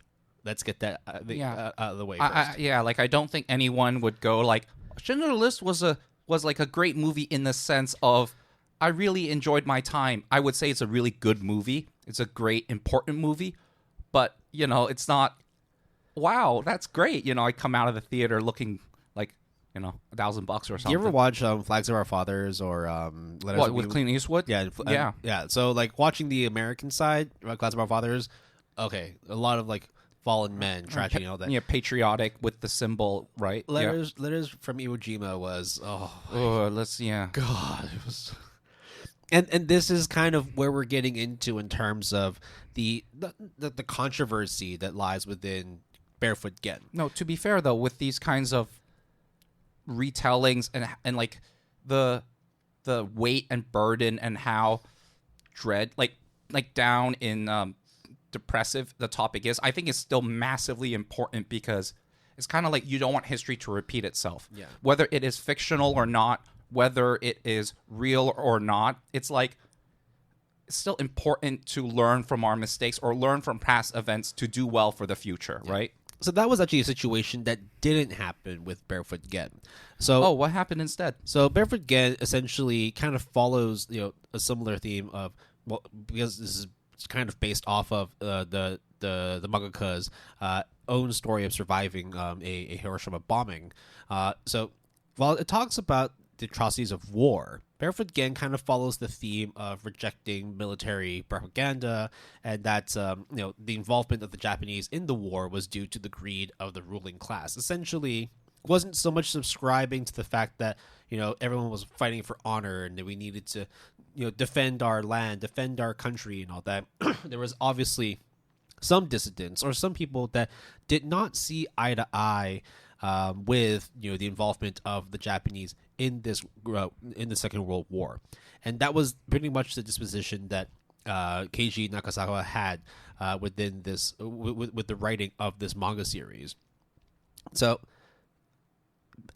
this is obviously going to rub a few people the wrong way because yes, there are a lot of war movies that come out from Japan, and Japan, of course, does talk about their involvement in the war. However, there are certain events, controversial events, a certain amount of visits done by political figures at certain places. Yeah, which and also because there's obviously going to be some retellings of that history. There are obviously a few details that the Japanese government, the Japanese people, don't necessarily wish to have retold. It's kind of like if you go to Germany, you're not going to see Nazi memorabilia hanging out everywhere, right? And like, let me be clear about this as well. It's like, we're focusing on the Japanese history and their, what do you call it? Like what they did, right? Yeah. But that doesn't mean that they're the only one that is who are culprits, or are doing things that you might. Okay, I don't think anyone will disagree in general of the disapproval of the situation that what's about to also you're going to tell us. But I'm just saying, every country does that as well. So it's not just we're pointing the finger this time. It's just the spotlight is on Japan this time. That's all. Well, sorry. Specifically a manga. Yes. Yeah. So back in 2012, the manga had slowly but surely become restricted in many schools across the Japanese city of Matsue after the claims that were made that the manga quote unquote, describes atrocities by Japanese troops that did not take place. Essentially, the denial of certain events or quote unquote war crimes that had taken place during that period of time. So this claim was then reviewed after the majority of school principals in that city approved the to get essentially like get this book like completely restricted. However, it was then overturned, and then the curb was lifted, and the school, all the schools in the Matsui district now have access again to Barefoot Gen. However, it did not, of course, like go unnoticed. A lot of people, particularly Nakasawa's widow Masayo, expressed shock that children's access to the work was being curbed, explaining that quote unquote war is brutal. It expresses that in pictures, and I want people to keep reading it.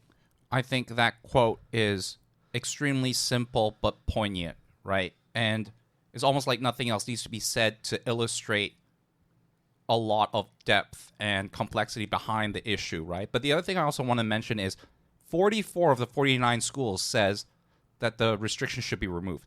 That is an overwhelming majority, which is, I think, like, you would think, like, oh, 51% is technically needed, maybe, I don't know. But 44 out of 49 is an overwhelming majority, in my opinion. Yeah. So over time, I think people started realizing, you know what, like, it is actually kind of ironic that, we want to restrict people from learning about the war, yet we're still telling our version of the war. So it begs the question, kind of similar, not similar in the sense of like, Bill 156 and like deciding what's okay and what's not okay for children to read. This, in a sense, is also a, hey, look, why is it that this particular story about the war is okay, but this particular story about the war is not okay? It's because that this person said something that you decided was not true, that you wanted to completely cover over? Are you like in denial of things? And it's a very sensitive topic too, because again, there are many instances of other countries, other districts that have done the same thing. Some that are still pretty much like done to this day. Right. We're not going to name things, and we'll probably continue till the rest of time. So it's just the way it is. It's also not necessarily the way it should be. Which is why it's like it's always hard whenever you want to talk about fiction or like retelling of stories that are based on history. Yeah. So you didn't read, obviously, Barefoot Gen, did you? I didn't either. I don't think it has an English translation. Yeah, I won't be surprised that it doesn't have one. But it's kind of like, I'm just wondering how historically accurate. Oh, no, it does, actually. Oh. Educomics, or the New Society publishers, are the English publishers for it. Oh, okay. Yep. That's going to be interesting. So, but as of right now, both of us have not read it. It would be, again, it's like that morbid curiosity, right? When you dig deeper, it's like, I kind of want to know what the manga showed so that I can form my own opinion, right? Because, sure, you could say when there's a certain book, or, we always have that thing of this movie was based on true events. And whenever we hear that, we get bored of or groan and think that's cringe because, yeah, sure, it could be based on events, but it's like how much of it is embellished, how much of it the truth was twisted. And unfortunately, we do not know to what extent, but I find it hard to believe that it wouldn't be genuine in at least the tone and message that it's trying to do.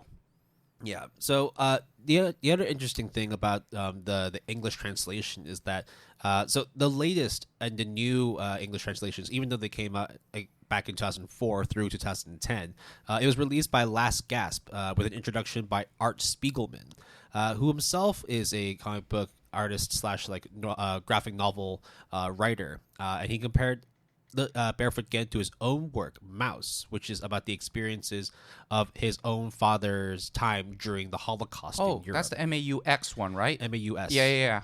I've read it before. That one is a very interesting read for sure. Yeah. So I think with this, it's not so much that we are trying to, tell people, hey, like, don't fuck with history, like tell it as it is, like if you deny certain parts, like that's not for us to decide, right? Like we neither of us, me or Jason, more I think a lot of the listeners here were even alive during that time, right? And very few of them are still alive now. So we really have no place in telling people whether they should or should not believe certain aspects or deny certain aspects of history. What we are saying is, if there is even a possibility of you learning more about the experiences of war and the atrocities that come with it, and as a reminder to not repeat those in the future, which unfortunately at this moment it's kind of hard to tell whether we've learned anything from the past. Like us as a species, yeah. As a species, yeah. As a civilization, yeah, absolutely. Yeah. I mean, even AOT learned it, right? Jesus Christ. I Okay, mean, even they decided, Yeah. you know what, like, we're done. 2023, we're done. Yeah, exactly. But you were right in that the banning and restricting of this literature is kind of a scary proposition, or sets a scary precedent, right? Because, for example, as you said, Grave of the Fireflies is the only show on my anime list that I have definitely watched. It is actually a 10 out of 10. I will not put it on there on my like entries because I never want to have a conversation with really anybody in earnest about the film. Yeah. But it'll always stick with you in terms Yeah. of, like, what you experienced from watching And it. I have a younger sister, and the trials and tribulations that the two siblings go through is so heartbreaking. Yeah, it's all animated in 2D. It's not like, you know, live action actors, but yet it still holds that significance, that emotional impact, and that really grueling consequence of war that is just like, it was tough to watch. But I'm glad I did. I don't regret it at all, but it's like, it was tough, bro. And what does that mean with Bill 156? That's why it's one of those things that's like, is it okay to put it vaguely as to what is considered okay and not?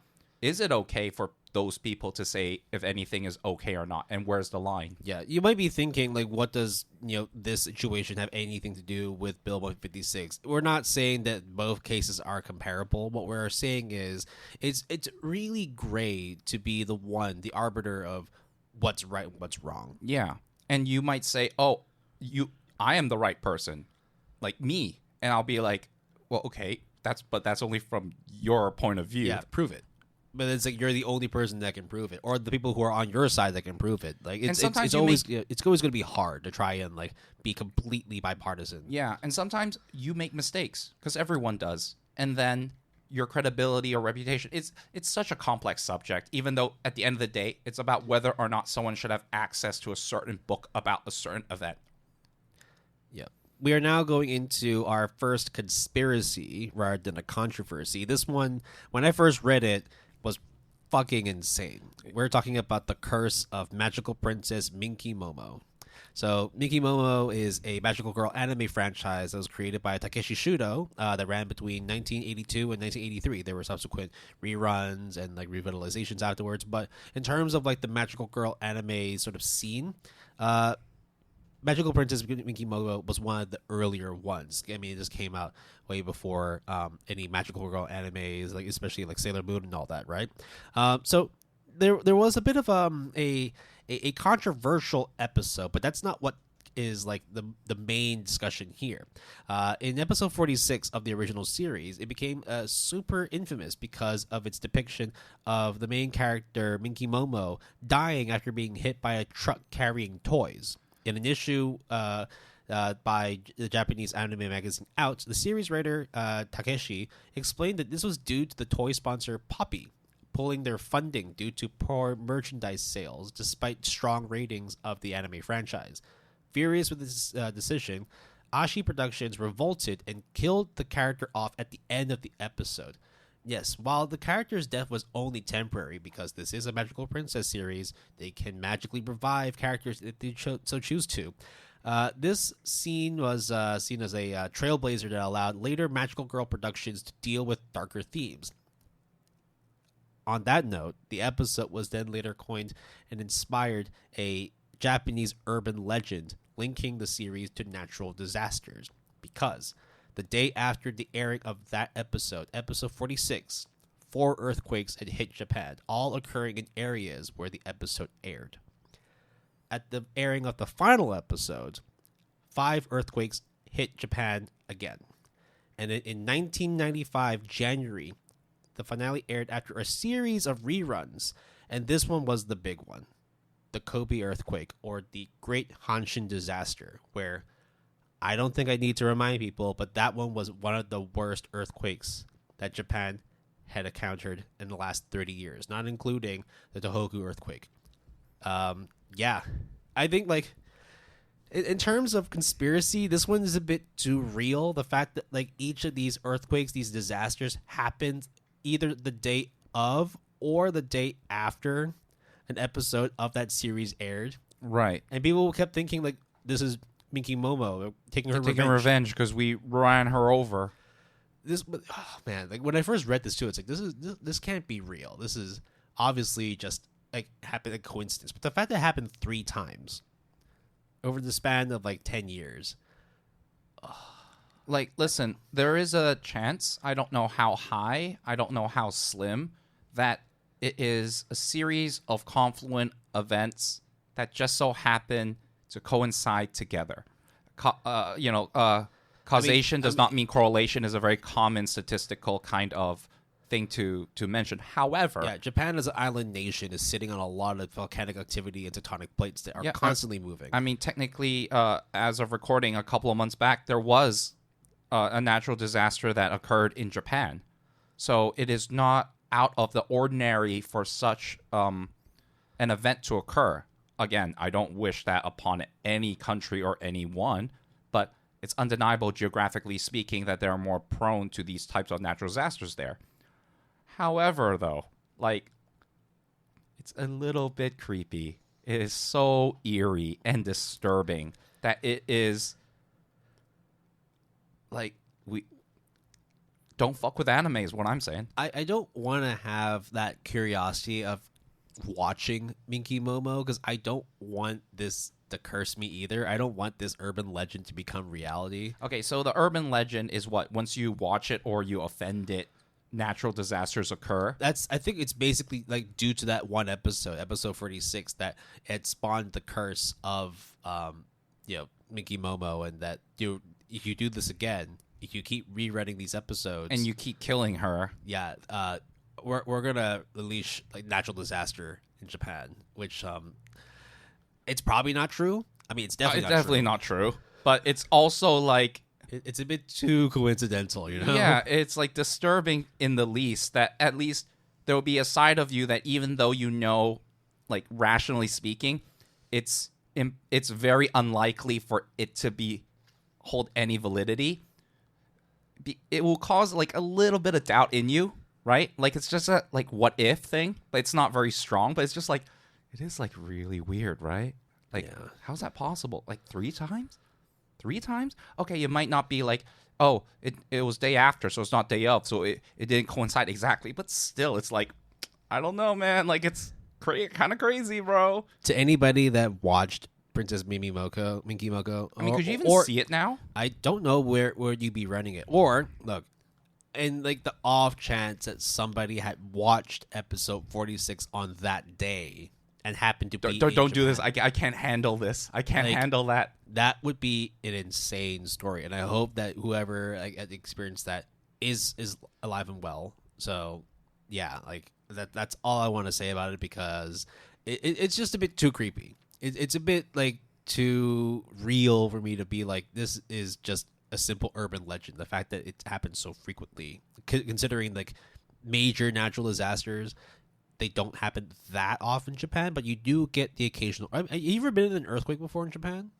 No, not in Japan. Where do you have your earthquake? I should not say anything because it's really not an earthquake. It was like a Mag 2. Oh, okay. Well, I mean, same with me. It was like a Mag 3, 4. I was at the Narita airport when it happened, but it was crazy because I went to the bathroom and all of a sudden, like, the stall started shaking and I was just, like, mid pee as well. It's like, oh fuck, what the fuck's going on? So I just got out of there as quickly as I could. Went back to my table where, like, my parents were having lunch with my sister, and they were all, like, hugging the table, like, what the fuck's going on? But then we looked around, and there's like elderly women, there's like staff walking around, like nothing's going around. It's like, why are y'all not freaking out? And it turns out because these kinds of mini quakes are kind of commonplace in Japan. For me, I thought, like, I didn't think much of it when it happened because I think I was probably watching something or sleeping. Like, I was doing some sort of activity where I was just like, is my phone rumbling? No.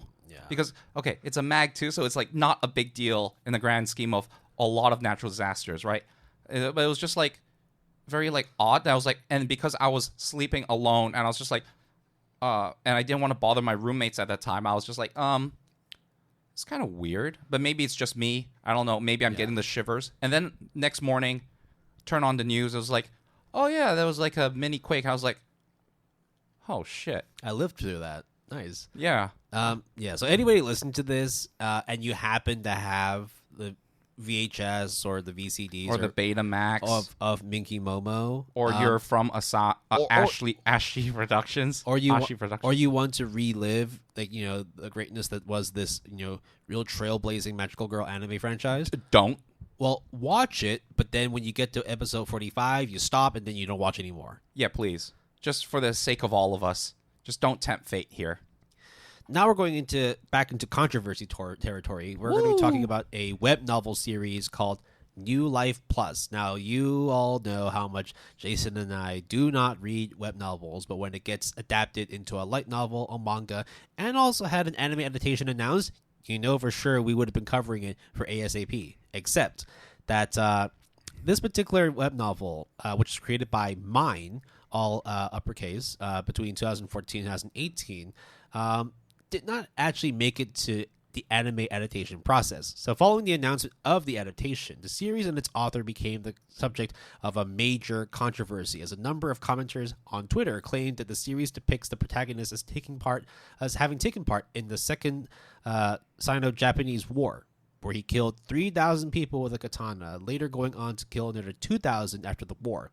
Additionally, commentators discovered several tweets by the author between 2013 and 2015 containing insulting statements about China, as well as tweets from 2012 to 2014 that allegedly contained similar messages about South Korea. In 2018, the author apologized via Twitter and also deleted all of his past tweets and announced plans to leave Twitter once his apology spread. In regard to the content of his novels, Mine said he would no longer serialize the web novel on Shosetsu ka ni Naro, and would begin discussions with his publisher about correcting inappropriate material in the print versions. Subsequently, voice actors for the anime adaptation announced their resignations, and the production committee announced that the anime would be canceled. Okay. I don't think I need to explain why this shit never got to air. Now, let me explain to Will and you, dear listeners, why I think this is crazy. Because y'all didn't check. Y'all didn't. It went from a web novel series to becoming a light novel and then becoming a manga. And it was so popular to the point where it even got an anime adaptation announced. Y'all didn't check the plot synopsis? Like, hello? Okay, the tweet stuff and being retroactively canceled, like, I get that, right?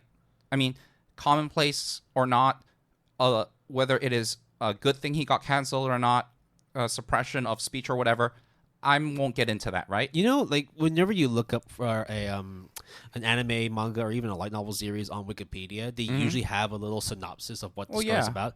They don't have that for this particular entry. I wonder why. Right. It just says title, a little bit of background information, and the cancel. Yeah, but you understand, like, the bewilderment that I'm experiencing right now of, like, it got to all the way to the tippy top of the adaptation process in terms of from Naru database, sign user generated, to official, to another medium, to then anime production. Do you know which was the studio that was slated to do it? Hold on a second. You did that look. So that means Sunrise? No. Okay. Hold on. I need a clue. Fly Me to the Moon and Blue Period. Okay. 7 arcs was going to do it. Literally, 2018 was when it was canceled. A year later, they released Fly Me to the Moon, and then a year after that, blue period. Like, how do you go from, oh, we're about to work on this insanely controversial shit, and then a year later, we got Tonikawa. Look, I don't know. I want to know too, to be honest, now that you brought this to the table. But can we just go back to the egg before we talk about the chicken? Yeah, let's not make no omelets yet, right? Yeah, like, how in the... Okay, like, I'm just like, how in the fuck did you get to anime adaptation process talks, voice actors casted, and none of you guys thought about checking the plot synopsis? Like, even if the tweets didn't exist, right? Obviously they did, and the author apologized and tried his best to rectify the situation, which is commendable for sure. But, like, you know what I mean? Like, what? Like, how? So there actually was an English adaptation for the light novel for volumes 1, 2, and 3. But after the third one, mysteriously, there has not been any more iterations. Yeah. Which I mean, figure out what we're putting down. It's obvious there, but yeah. Surprisingly, though, the manga actually ran for an extra 3 years afterwards. Basically, what I think they did was they went through all the print for it, redid the story, and then once the story was done, they were like, okay, we're finished with it. So like, it basically, like, there were no more new releases as of like 2021, but those were all in Japanese. There was never an English translation. I mean, I think it's kind of like there is a Cantonese or Chinese saying is like "lock toys." Like, okay, I'll let you fall with grace. I'll let you run off into the sunset. You do to wrap it up, right? I get that. To me, the most weird thing about all this is no one did their homework on the property. It was insane that, like, all of a sudden you got this, like, really hot new anime about to come out. Yeah. And then before they even announced everything, because they already had, like, the voice cast pretty much slated. Like mine, right? Like, I will not really comment on the tweets that he made because I don't know what they were about, but it's not very good to propagate hate to other people or other countries or other cultures. So at least I'm glad that he tried to rectify the situation and publicly apologize. That's good. He's not on social media anymore, at least on Twitter. That's good because he feels like he may not have a good handle on things. Okay. Can you imagine if this anime actually made it to air? Yeah, but think about it from mine's perspective, right? As it got all this build up to the anime, right? So you think that you are not crazy because you think you got something on your hands and people are okay with it, because right? It got to so many different layers of verification and everything was set in stone. And it's kind of like, it's obvious what the source material is about. So he's not necessarily hiding it or ashamed by it. The thing that stopped this from going on air was were Twitter. The tweets. Were the tweets. He got canceled. But it's just like crazy that it got to that point. I mean, granted, Battle Royale is also a very infamous film based on a novel, has manga that is banned in a lot of places. Well, let's also not forget that there was some controversy in regards to, for example, like Solo Leveling, but then they managed to rectify that, and now it's doing amazingly well and really hype. And also props to them for using the Korean names. They did their homework. Like, unlike the people that were about to greenlight New Life Plus, like that whole situation, like, the more you sit like that, the more I'm like, wow, yeah, like, how did nobody like proofread this? How did nobody like just look, you know what? No, this is okay. Yeah, I think it's completely fine to depict the murders of countless Chinese and Korean people and also make like disparaging comments about them too. To me, I'm not saying the most bewildering thing is I think mine got brain fucked because he's not hiding the synopsis of his IP. Okay, again, I'm excluding the tweets just for this very particular narrative, which is everyone could have access to it. It was public information, obviously. He had to sell the idea, and his agent or whatever had to sell that idea to get all of these publications, and no one said anything. None of the fans said anything. Nothing. But the moment there was an anime adaptation, because don't fuck with anime, I guess, because it causes natural disasters and cancellation, shit just got unraveled. Yeah, I just wonder like what the process was of, publishers reading the web novel and be like, yeah, this checks out. Yeah, like how? Yet like an evil council of isekai heroes being villains is like no go from like issue 2, chapter 2. This is not some Dark Order shit. This is an actual manga publishing company, a light novel publishing company, being like, we would love to turn this into an anime. Yeah, and to play devil's advocate here, or like a caveat thing, obviously, war and that shit is bad, right? But you give that plot synopsis to literally just a business-minded person, right? Who technically is only about the money here, right? Like if we would say the man, they would look at that and be like, yeah, I'm not going to invest money in that. That's too risky. Yeah, the difference between this and the new the Barefoot Gen controversy is that whilst Barefoot Gen was momentarily banned because people were a bit sensitive about certain depictions of the war, this one is kind of just making a caricature of it and like really just making fun of the atrocities that occurred. Like, yeah, this is like the plot synopsis here is is very fantastical in nature, but then Barefoot Gen is like trying to do right by the events and try to teach a moral historical lesson of how to be good human beings by seeing, at least on the pages, like the depiction of certain events. And it's just like, yeah, we're not cool with that. And then we're cool with that later. And then here it's like, we're cool with it all the way up to like right before the finish line. But then people are not okay with it. So I guess we're not okay with it now too. Yeah. It's like what the fuck is going on? It's like so obvious, but maybe it's not. I have no idea. Yeah. Well, guess what? That was not the most fucked up thing we'll be talking about today, because we are going deeper. Or the bottom 3. Let's say we're going deeper than the darkness and entering the abyss. This is where you literally do not know what exists down here. Now we again, didn't know. Another final trigger warning, because this section contains murder, bodily mutilation, sexual obscenities, and the most shockings of horrors. We have warned you. There you go. We're starting off with Misshitsu. Now, this is obviously a series that not many people would have heard of, because this is a hentai manga anthology written by Yuji Suwa under the pen name Beauty Hair, which is actually, in retrospect now, a pretty terrifying pen name. So, in 2004, the anthology became the subject of the first manga-related obscenity trial in Japan, in which Suwa and his publishers Koichi Takada and Motonori Kishi were found guilty of violating Article 175 of the Japanese Criminal Code, which restricts the sale and distribution of pornography. In 2007, the ruling was upheld by the Supreme Court of Japan.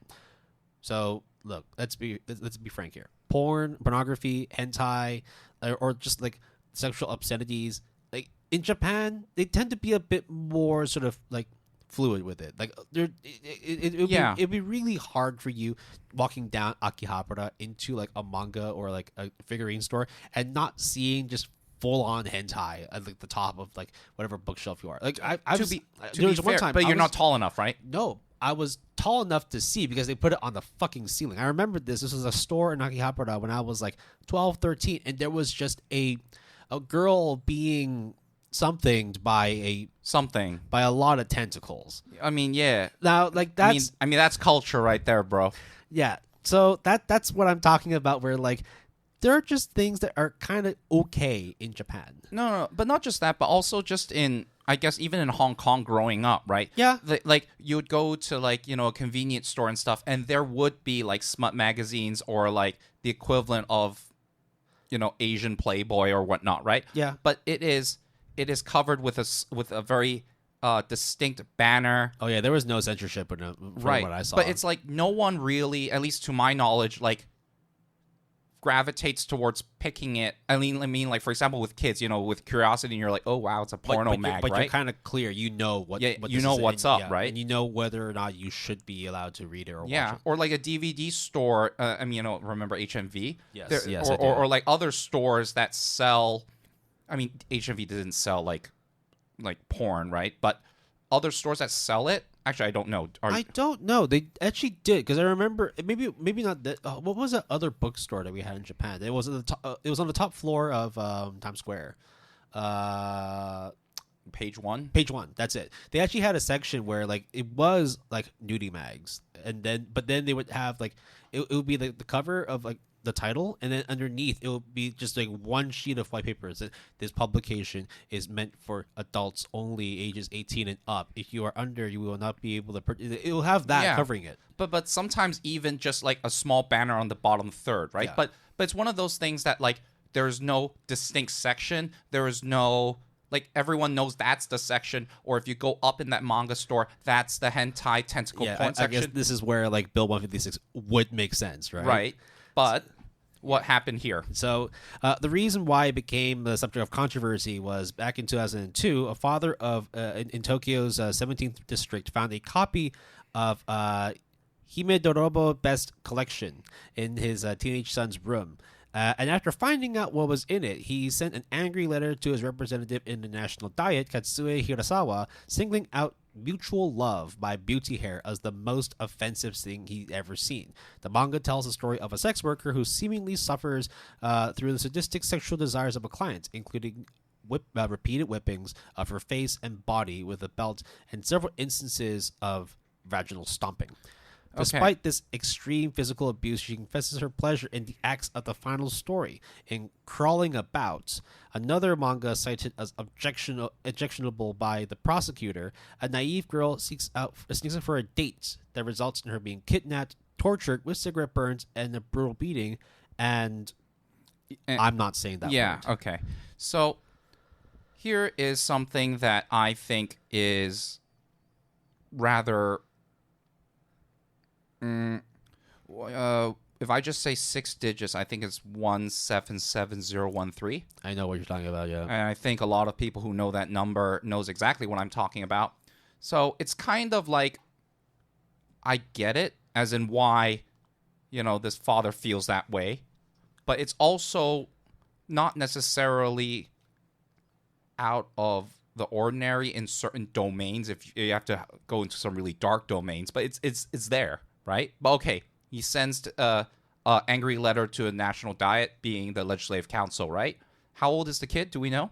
Just a teenage boy. Doesn't say like how old they were. I mean, of course, how that kid got the manga in the first place. I mean, that's the question. And also, it's kind of like when you're a teenager and you're exposed to that, it's arguable the impact it can have on you versus a grown adult knowing the difference between, some of the stuff in there is not okay, or I don't know. I think the thing that made this case even more controversial was the fact that the prosecution based their assessment of this on like the genitalia and the scenes of sexual intercourse being drawn in detail and realism, whereas other works in that manga anthology were not sufficiently plain or detailed and were lacking in reality. Basically, it was just saying that like, this stuff looked a little too real to a real penis and vagina, whereas we know these are cartoon dicks. Yeah. Now, let me be clear here, right? Like, Will, you and I are both adults, way over the age of 18. Yep. And if you're listening, at least judging by our analytics and demographic factors, most of you are above the age of, almost all of you are above the age of 18, right? Unless you lied. Unless we don't like liars. But hey, still, I was a teenager and I looked at porn. Okay, no shit. Okay, everyone does, or at least most people do. Okay, look. How should I say this without really going too in depth into it? When there is Japanese porn, live action porn, and they pixelate everything, you're not fooling anyone. Yeah, but that was also like another point of contention as well, where they basically accused or like basically prosecuted Misshitsu of the self-censorship markings being like not conservative at all compared to other works.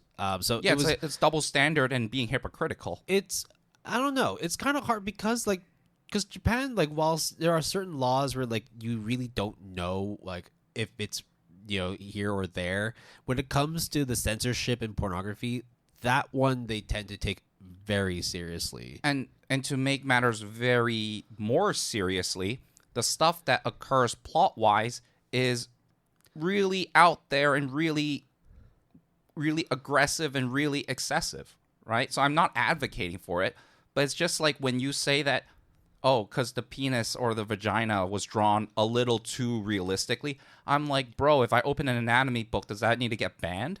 Well, I mean that actually has been happening in some schools.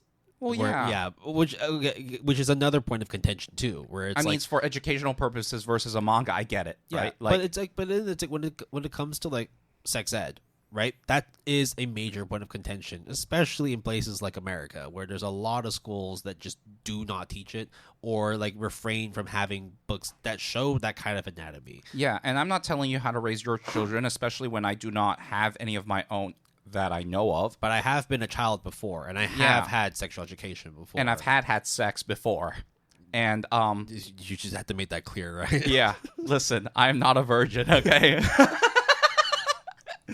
But to be also very clear, I did not do anything that was described in this section, okay? Yeah. What I thought was like worth mentioning here as well is the fact that like after the trial, a lot of retail bookstores and manga chains in Japan had actually not just like restricted their adult only section, they straight up just removed them. Yeah.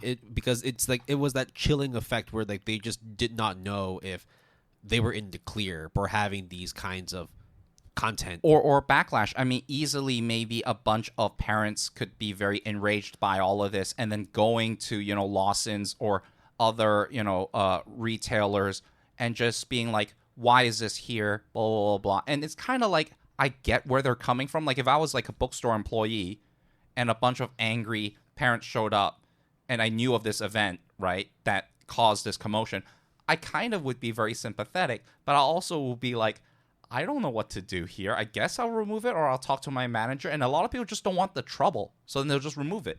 I mean, even if it's making money. In the last like 2 years, I'm not sure how many like news headlines you've seen of mangakas getting in trouble when they draw their like a certain amount of female characters in like swimsuits.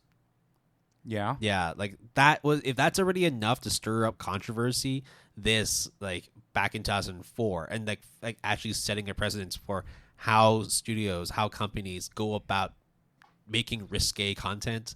Like, dude, like pornography laws in Japan, like you don't really want to fuck with them. I mean, there was an Australian like pornography law where yeah, I know that one. If the women did not have big enough boobs, you cannot show them because it depicts like small stature petite women, pre-adolescence. Yeah, right? and it's just like I get where you're coming from, but this is not the right way to do it, I guess. At least with the Australian thing, right? That one was just dumb. Yeah. This one, on the other hand, it's like it's really hard to figure out whether this is in the right or in the wrong. Yeah, because I would even argue the contents of what was being described, like through the words that we're talking about here, right, is not a good thing, not a happy thing, not a thing that people should strive for. Yeah, it's not so much like the porn part that like is the main controversy. It's like the stuff that happened around it too. Yeah, it's not like some beach arc and then the father got mad that his kid bought an art book of all of the swimsuit the female characters wearing swimsuits from the beach arc. This is not that. No, definitely not. No. Yeah, I'm done with this one. Yeah, because the next few are next two, right? Oy. Let's go over to Belgium to talk about the case of Mangamoord. It is a I'll just be straight up. It was a manga murder case that happened in Belgium. So this was a solved murder case that was once believed to involve a single serial killer, referred to as the manga killer. Now, the name of this case was coined because the Belgian media basically had got wind that when the detectives were searching the scene, they actually found letters and notes that were near the victim of this murder crime, this murder case. The notes carried a sentence in capital letters and in different colors, referring to the manga series Death Note. Watashi wa kira desu, except that they misspelled desu. So on the nose, but okay. So in case people don't remember, Death Note follows Light Yagami, who is the anti-hero and protagonist of the story, where he becomes a godlike figure because he has the power to write down someone's name and have them killed. So this was a particularly fucked up case because it involved a mutilated corpse, torsos, as well as 2 thighs that were found near Duden Park, or Park Duden, in Forest of Brussels, by 2 pedestrians who happened to notice the smell of rotting parts. I mean, that's gotta be like you're just doing your jog, And oh my god, imagine. Oh my god, just yeah, okay. So then they see it, they smell it, they found it. Okay. Yeah. So what detectives initially like suspected was that this might have been some kind of practical joke by medicinal science students from a nearby university. The academic year had just started, and apparently students have relative ease of access to dead bodies. Okay. Let me. I can I actually. want to hear your side. Yeah, of because this. I can actually enlighten. Okay, but tell the rest of the. No. Oh, I this think part. This is actually good for you to chime in because I did not know that. Okay, look, I understand you can always go to like a mortician or an obituary or like you go to like you would be able to have access to bodies of sorts because there are people who like subscribe themselves to be organ donors and such, right? Or if you work at a funeral home, your chances of you being exposed to a dead body is and pretty a fuck high. ton of embalming liquid as well. Yeah, right? absolutely, right. But is your question going to be, do these students actually have access? Yeah. The answer is yes and no. Obviously, it depends by the institution, right? But generally speaking, when you have people will be like, why would you have dead bodies there? Well, if you're like a medical student or when you do Anatomy 101 like I did at Purdue University, at some point you'll interact with a cadaver and you have to see a dead body, and obviously you pay your respects because these people donated their body for science, Yeah, right? because it's like whenever like you like for example, if you're a driver in the U.S., you can like tick the boxes and say like in the case of like an accident, I am like obligated to donate like my eyes, my heart, my liver, whatever it is. And but there like, is a bit of a controversy there. It's like, oh, if you put yourself as an organ donor, does that mean that you will potentially, if they could save you versus saving the organs, they would rather save the organs? I actually didn't think about that. Oh yeah, that is still to this day like a big, like kind of conspiracy theory kind of thing. Tinfoil hat moment. Yeah, I don't believe that is true at all. because there has to be some level of integrity here, right? It's just because like somebody's donated like their or willing to donate their heart for the purpose of research. It doesn't mean that if they're on the verge of death that like but could be resuscitated or saved that you wouldn't, right? Yeah. Like I don't want to imagine a world where that possibility is likely. However, going back to this, so you would have as medical students, or even I'm not studying to be a doctor, but I was with a lot of pre-med or nursing students. You just have to be exposed to a cadaver at some point to learn about the human anatomy and physiology. No problem. So of course they need to have cadavers available. yeah. But if you can say that it's easily accessible, I think it's more of like You have to get through levels of security and clearance, right? No, I don't think so. No, you don't. I don't think it is that hard. But I think it's also because the possibility of you abusing a dead body is so inconceivable to me or the general populace. In terms of like medical practice, right? Yeah, it's kind of like we don't need to keep the door locked. I mean, we probably should keep the door locked, but we don't have to keep it locked, safe, and key. Retina scan, fingerprint scan with the code or whatever behind a vault. Like, we just lock the door. Don't be stupid. Don't do stupid shit. So, to say that it would be a practical joke is beyond fucked up to me. Yeah. Well, turns out that by the conclusion of the case, 4 suspects had been arrested and interrogated. It was found that the victim was a missing person living with several of the suspects at the time of their disappearance. According to the Belgian newspaper Le Soir, or the evening, because soir means night. The spokesperson for the police said the suspects decided to leave 2 notes near the body since they were fans of the manga Death Note. Yeah. Correlation does not equal causation, ladies and gentlemen. Okay, But it's also like you have to be like really sick and depraved to think that this is the time to be like, you know what? I liked Kira. I'm going to be the holder of the Death Note and just fuck with people right after murdering somebody. And let me also be clear that this is premeditated. yeah, sure. and very likely people are going to point the finger at Death Note causing this. And oh yeah, no, this news definitely got the attention of Japanese people in the media for sure. And I'm just gonna give you my quick 2 cents on this. It is not an issue of the property in this case, or in having easily accessible to certain weaponry. It's more of a mental health as well as just general intervention and well-being issue. It just so happens that it was Death Note this time. It could easily be, another, book. Not even a Japanese book. It could have been a million of other things as the inspiration for this. It just so happens to be Death Note. Yeah. It was the case itself was fucked up. The fact that people chose to use this moment to pay reference to one of their favorite manga series, which also happens to be the favorite manga series of a lot of people who know that there are some pretty... I love the manga series. A lot. A lot of people love the anime series. Y'all tell me you couldn't make an apple salad and call that, Death Note instead? That would have been okay. Yeah. I would have been like, cool, right? You couldn't have a brand of tea, call it L. I'll be cool with that. Or a Lolita, line called, what's the girl's name? Oh, dude, I don't remember. It starts with M, right? Mira? We're moving on from that. Okay. Point is, what the fuck? All of it. Misa. Misa. Yeah. Thank you. Misa Amane. Yep.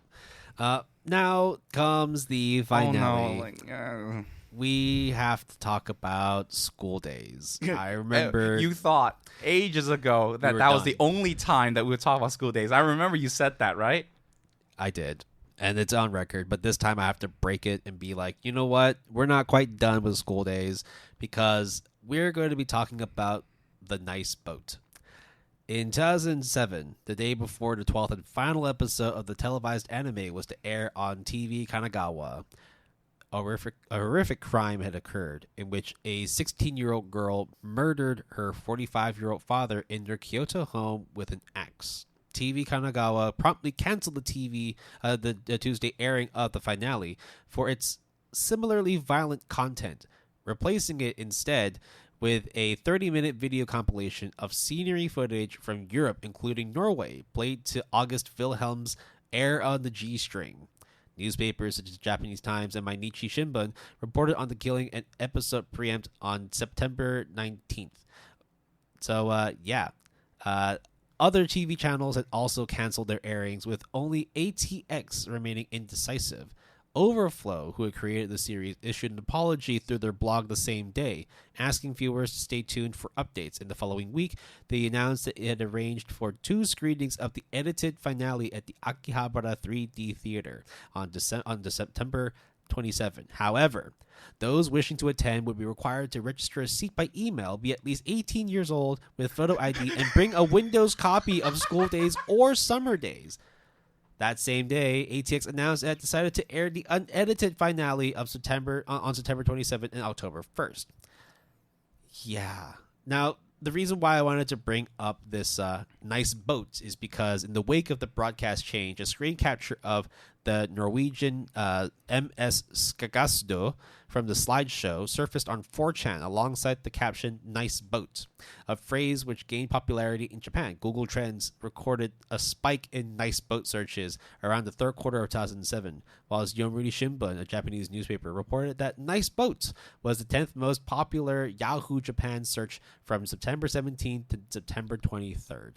Now, we have to emphasize several things. First of all, Yahoo is really big in Japan. Way big. Yeah, they actually have brick and mortar stores in Japan. Like we all, all of us, y'all outside the Japan are like, Yahoo is not worth shit, and you're right. But then in Japan, they are like crazy reigning champions.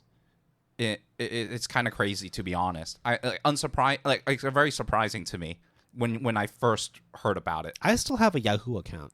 Really? I haven't opened it in like 5-10 years. I mean, I don't think I deactivated mine, but yeah, I've never.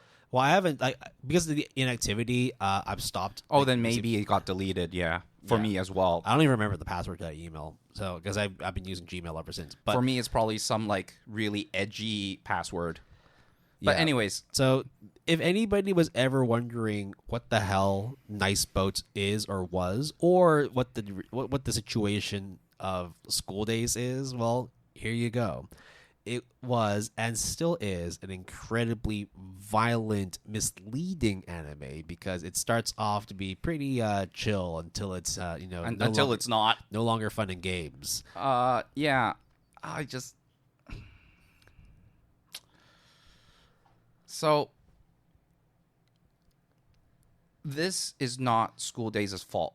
Just like how the killing from the previous story is unrelated to Death Note. Let me just be clear. There was also another murder that actually happened in regards to Psychopaths. How there was another murder that actually was a bit too similar to the plot line of what happened in season 1.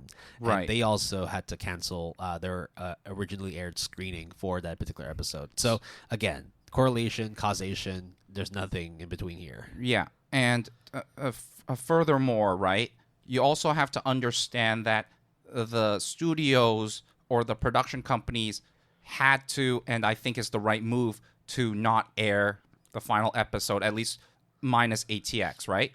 The other thing is, it kind of sucks for the studio themselves, regardless of how you feel about a quality of a show or the direction that a studio decides to go down.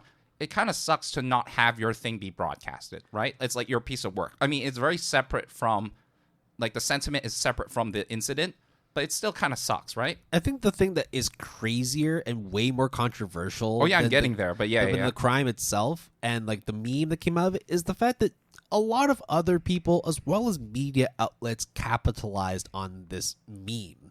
So first, there was a meme that appeared as an Easter egg in the first episode of A Tale of Memories. We remember that came out. Yeah, I wanted you to watch it. Yeah. Yeah, there was also a parody of it on February 13, 2009, when Kadokawa Pictures' YouTube channel uploaded a short montage of sailboats instead of a previously scheduled premiere of The Melancholy of Haruhi Suzumiya. The creator himself, or herself, I don't actually know the gender of them, Overflow capitalized on the popularity of the phrase, naming their booth at Comiket 73 Nice Boat and selling Nice Boat inspired merchandise, knowing that Nice Boat came from a murder that occurred on the same day as their finale was supposed to air. Yeah. So, Will, as someone who has not watched School Days in its entirety or at all, what is your opinion of this whole thing? Because there's obviously different aspects, right? There's the creators, the production side, the TV broadcast. Then there's like the 4chan, the meme side. And then there's obviously front and center, the incident that caused the show to be put off air, but also the show itself in terms of the content that they explore, right?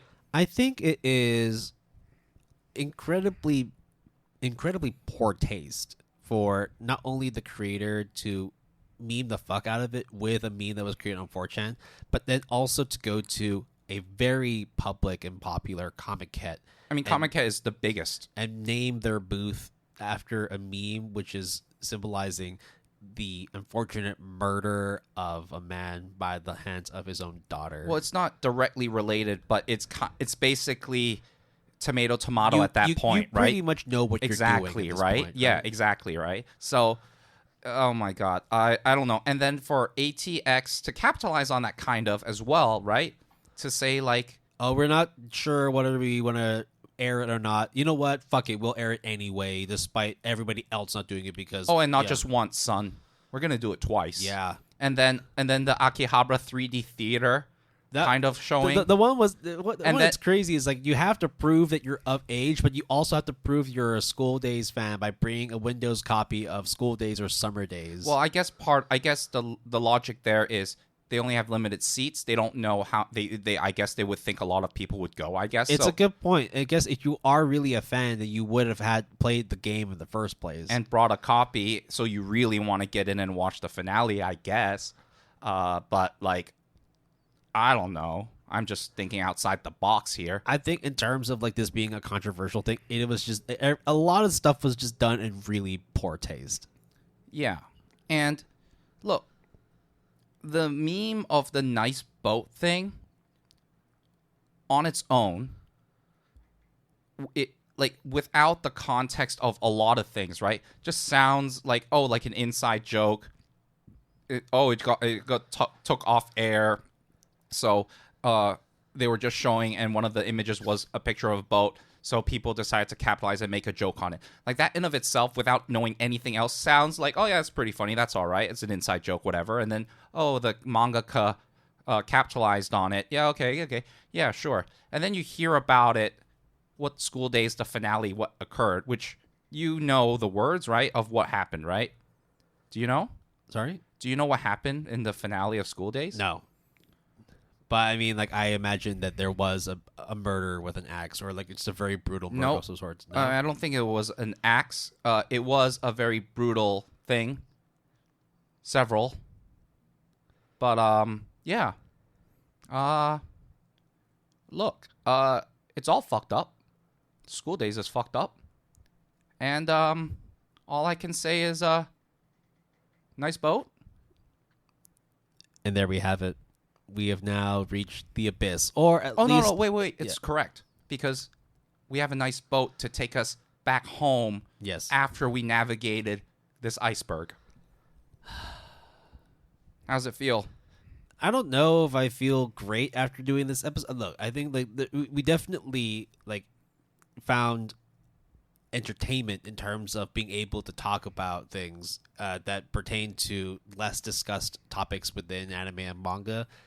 I don't feel very clean after reading and talking about some of the stuff we've mentioned today. And I don't think you're supposed to feel clean, right? No. I think that's kind of given the nature and the gruesomeness of some of these topics.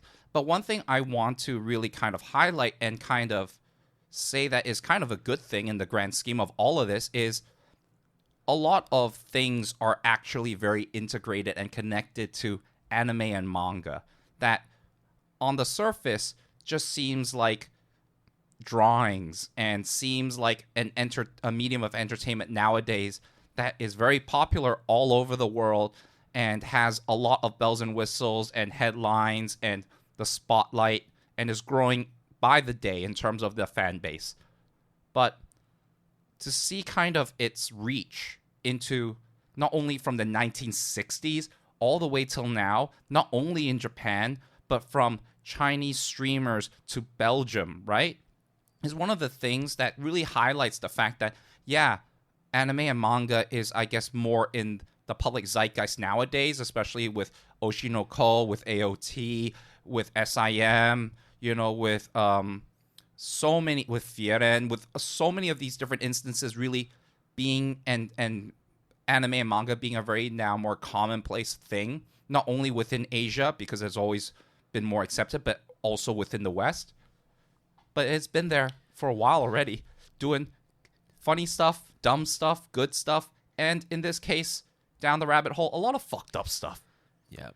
In the future, when and if we decide to continue doing the anime Iceberg, we aren't only going to be covering the controversial and conspiracy theories. In fact, I would probably argue that we shouldn't. I mean, not necessarily not come back to that topic, but like see it from like different angles and see how it works. I think. Yeah, no, it'd be definitely more refreshing to talk about things in a more positive light, or at least things that don't lead us talking about like sexual violence and murder, Yeah, and I think like just because it's called the darkness or the abyss, as we would label like the more obscure layers, does not mean that it should always cover. Yeah, it should not be dark by nature all the time. I think it's more oriented towards something that probably no one on average would know, even if you love the medium. Like if you're in the dark, right? Right, specifically. Yeah. Hence why I think, like, for example, like, we talked about, like, if we do, like, a Naruto one, for example, so to speak, as an example, and then find, like, weird stories here and there. Oh, we didn't even go for the Pokemon,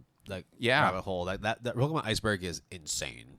Yeah. There's some really weird stuff in there, too. Some really funny stuff. But, we'll experiment with this particular topic and see what other subjects, what other areas of focus we would want to talk about and not just cover the controversial shit. Because whilst there is a lot of controversy, it can get a bit tiring to talk about all the really negative and dark shit. We don't feel great after talking about it, but we also felt that it was probably a little bit necessary to just showcase like how dark things can get within the media, and that you should just appreciate, if there is a boring slice of life coming up, hey, that's probably a good thing to watch. That's probably not boring. Or if it's boring, like it's boring because it's supposed to be and it's good, then it's doing its job. Exactly. That's what a slice of life is supposed to be. So, guys, we probably, with all of these experimental episodes, whether it is the Iceberg or not, or whatever we decide to do for like kind of this slot in our GAP season, we would really like your feedback, because it's one of those things I would say more so than any other segment that we do, where we want to see what works for not only for us, but for you guys who's listening. So if you really don't like it, if you really like it, or anything in between, or we like it, but maybe do it this way or that way, we will take all opinions into account. We want to just hear from you guys, especially more so with this experimental kind of block, and if it becomes a mainstay or not in our rotation. And yeah, don't recommend any more controversial stuff because I've got a lot more. If we ever want to roll that out, we will do that in the future. But yeah, let's keep it clean for the next one. All right. So that is the end of our episode. Thank you for listening to this episode of Good Anime Pal Podcast. If you could leave a rating or review on your podcast platform of choice, then we greatly appreciate it. You can always contact us at our Gmail account, gapalette@gmail.com, GAPALETTE, all lowercase, all one word. We're also on a lot of social media platforms. All the links are in the show description. But we also have a website, www.goodanimepalette.com, all lowercase, all one word. And we also have a Discord server. Invite link is in the show description. Music credits for this episode. Our intro music is Flow to It by Typa. Our break music is Laser Drops by Hip Color. And our outro music is 2011 by Rocket Jr. You can support the music artists that we feature by listening to them on Spotify, Apple Music, or your music listening platform of choice. And Epidemic Sound has provided all of our royalty-free music. If you're interested in using their services, a link will be provided in the show description. Terms and conditions apply. Whew. So, I was a little bit worried about how this would go. I mean, honestly, I was too, but not in the sense of how we would. I don't know. It was more just talking about like the discussion of these specific subjects where we know in the beginning it was a little bit easier to sort of like poke fun at things, but like when things got a little serious, it's not like we can find entertainment out of it. It's more like we had to really dig deep and be more analytical, educational about it. And it wasn't like we took joy out of this. We definitely enjoyed doing this episode. I think it's just when you're talking about fucked up shit, it's not easy to portray that over the air, you know? To me, the MVP of the dumbest thing I've heard this episode is the New Life Plus, like, producers, studio execs, all those people. Really. Like, how is that possible? Like, how? Part of me does also want to read those particular chapters and be, like, actually amazed that someone got away with this. Unless they only have. I mean, that's why it's morbid curiosity, right? Because you just want to know. Like, same thing with Barefoot Gen. I think, like, I kind of want to check it out now because it's kind of like I want to know because I heard about it through us researching this, right? Wouldn't it be interesting to know firsthand for sure how I personally feel about it? And probably if you guys want to check it out, you can check it out. And like how it differs from like Wind Rises or with Grave of the Fireflies, right? Yeah, and how it stacks up to the controversy that it caused, right? And I think that at the end of the day, that enriches your knowledge and your understanding of a medium that we both know and love, right? Yeah.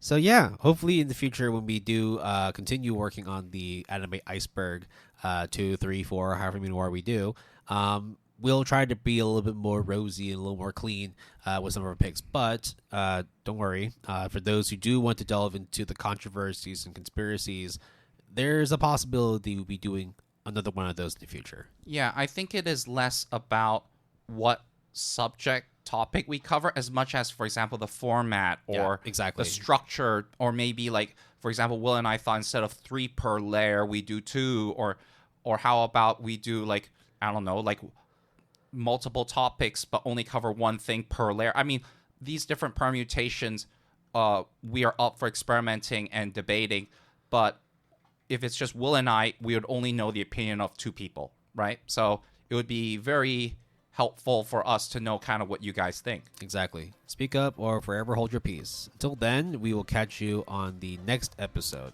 Thank y'all, and hope y'all sleep well after listening to all that fucked up shit. Ooh.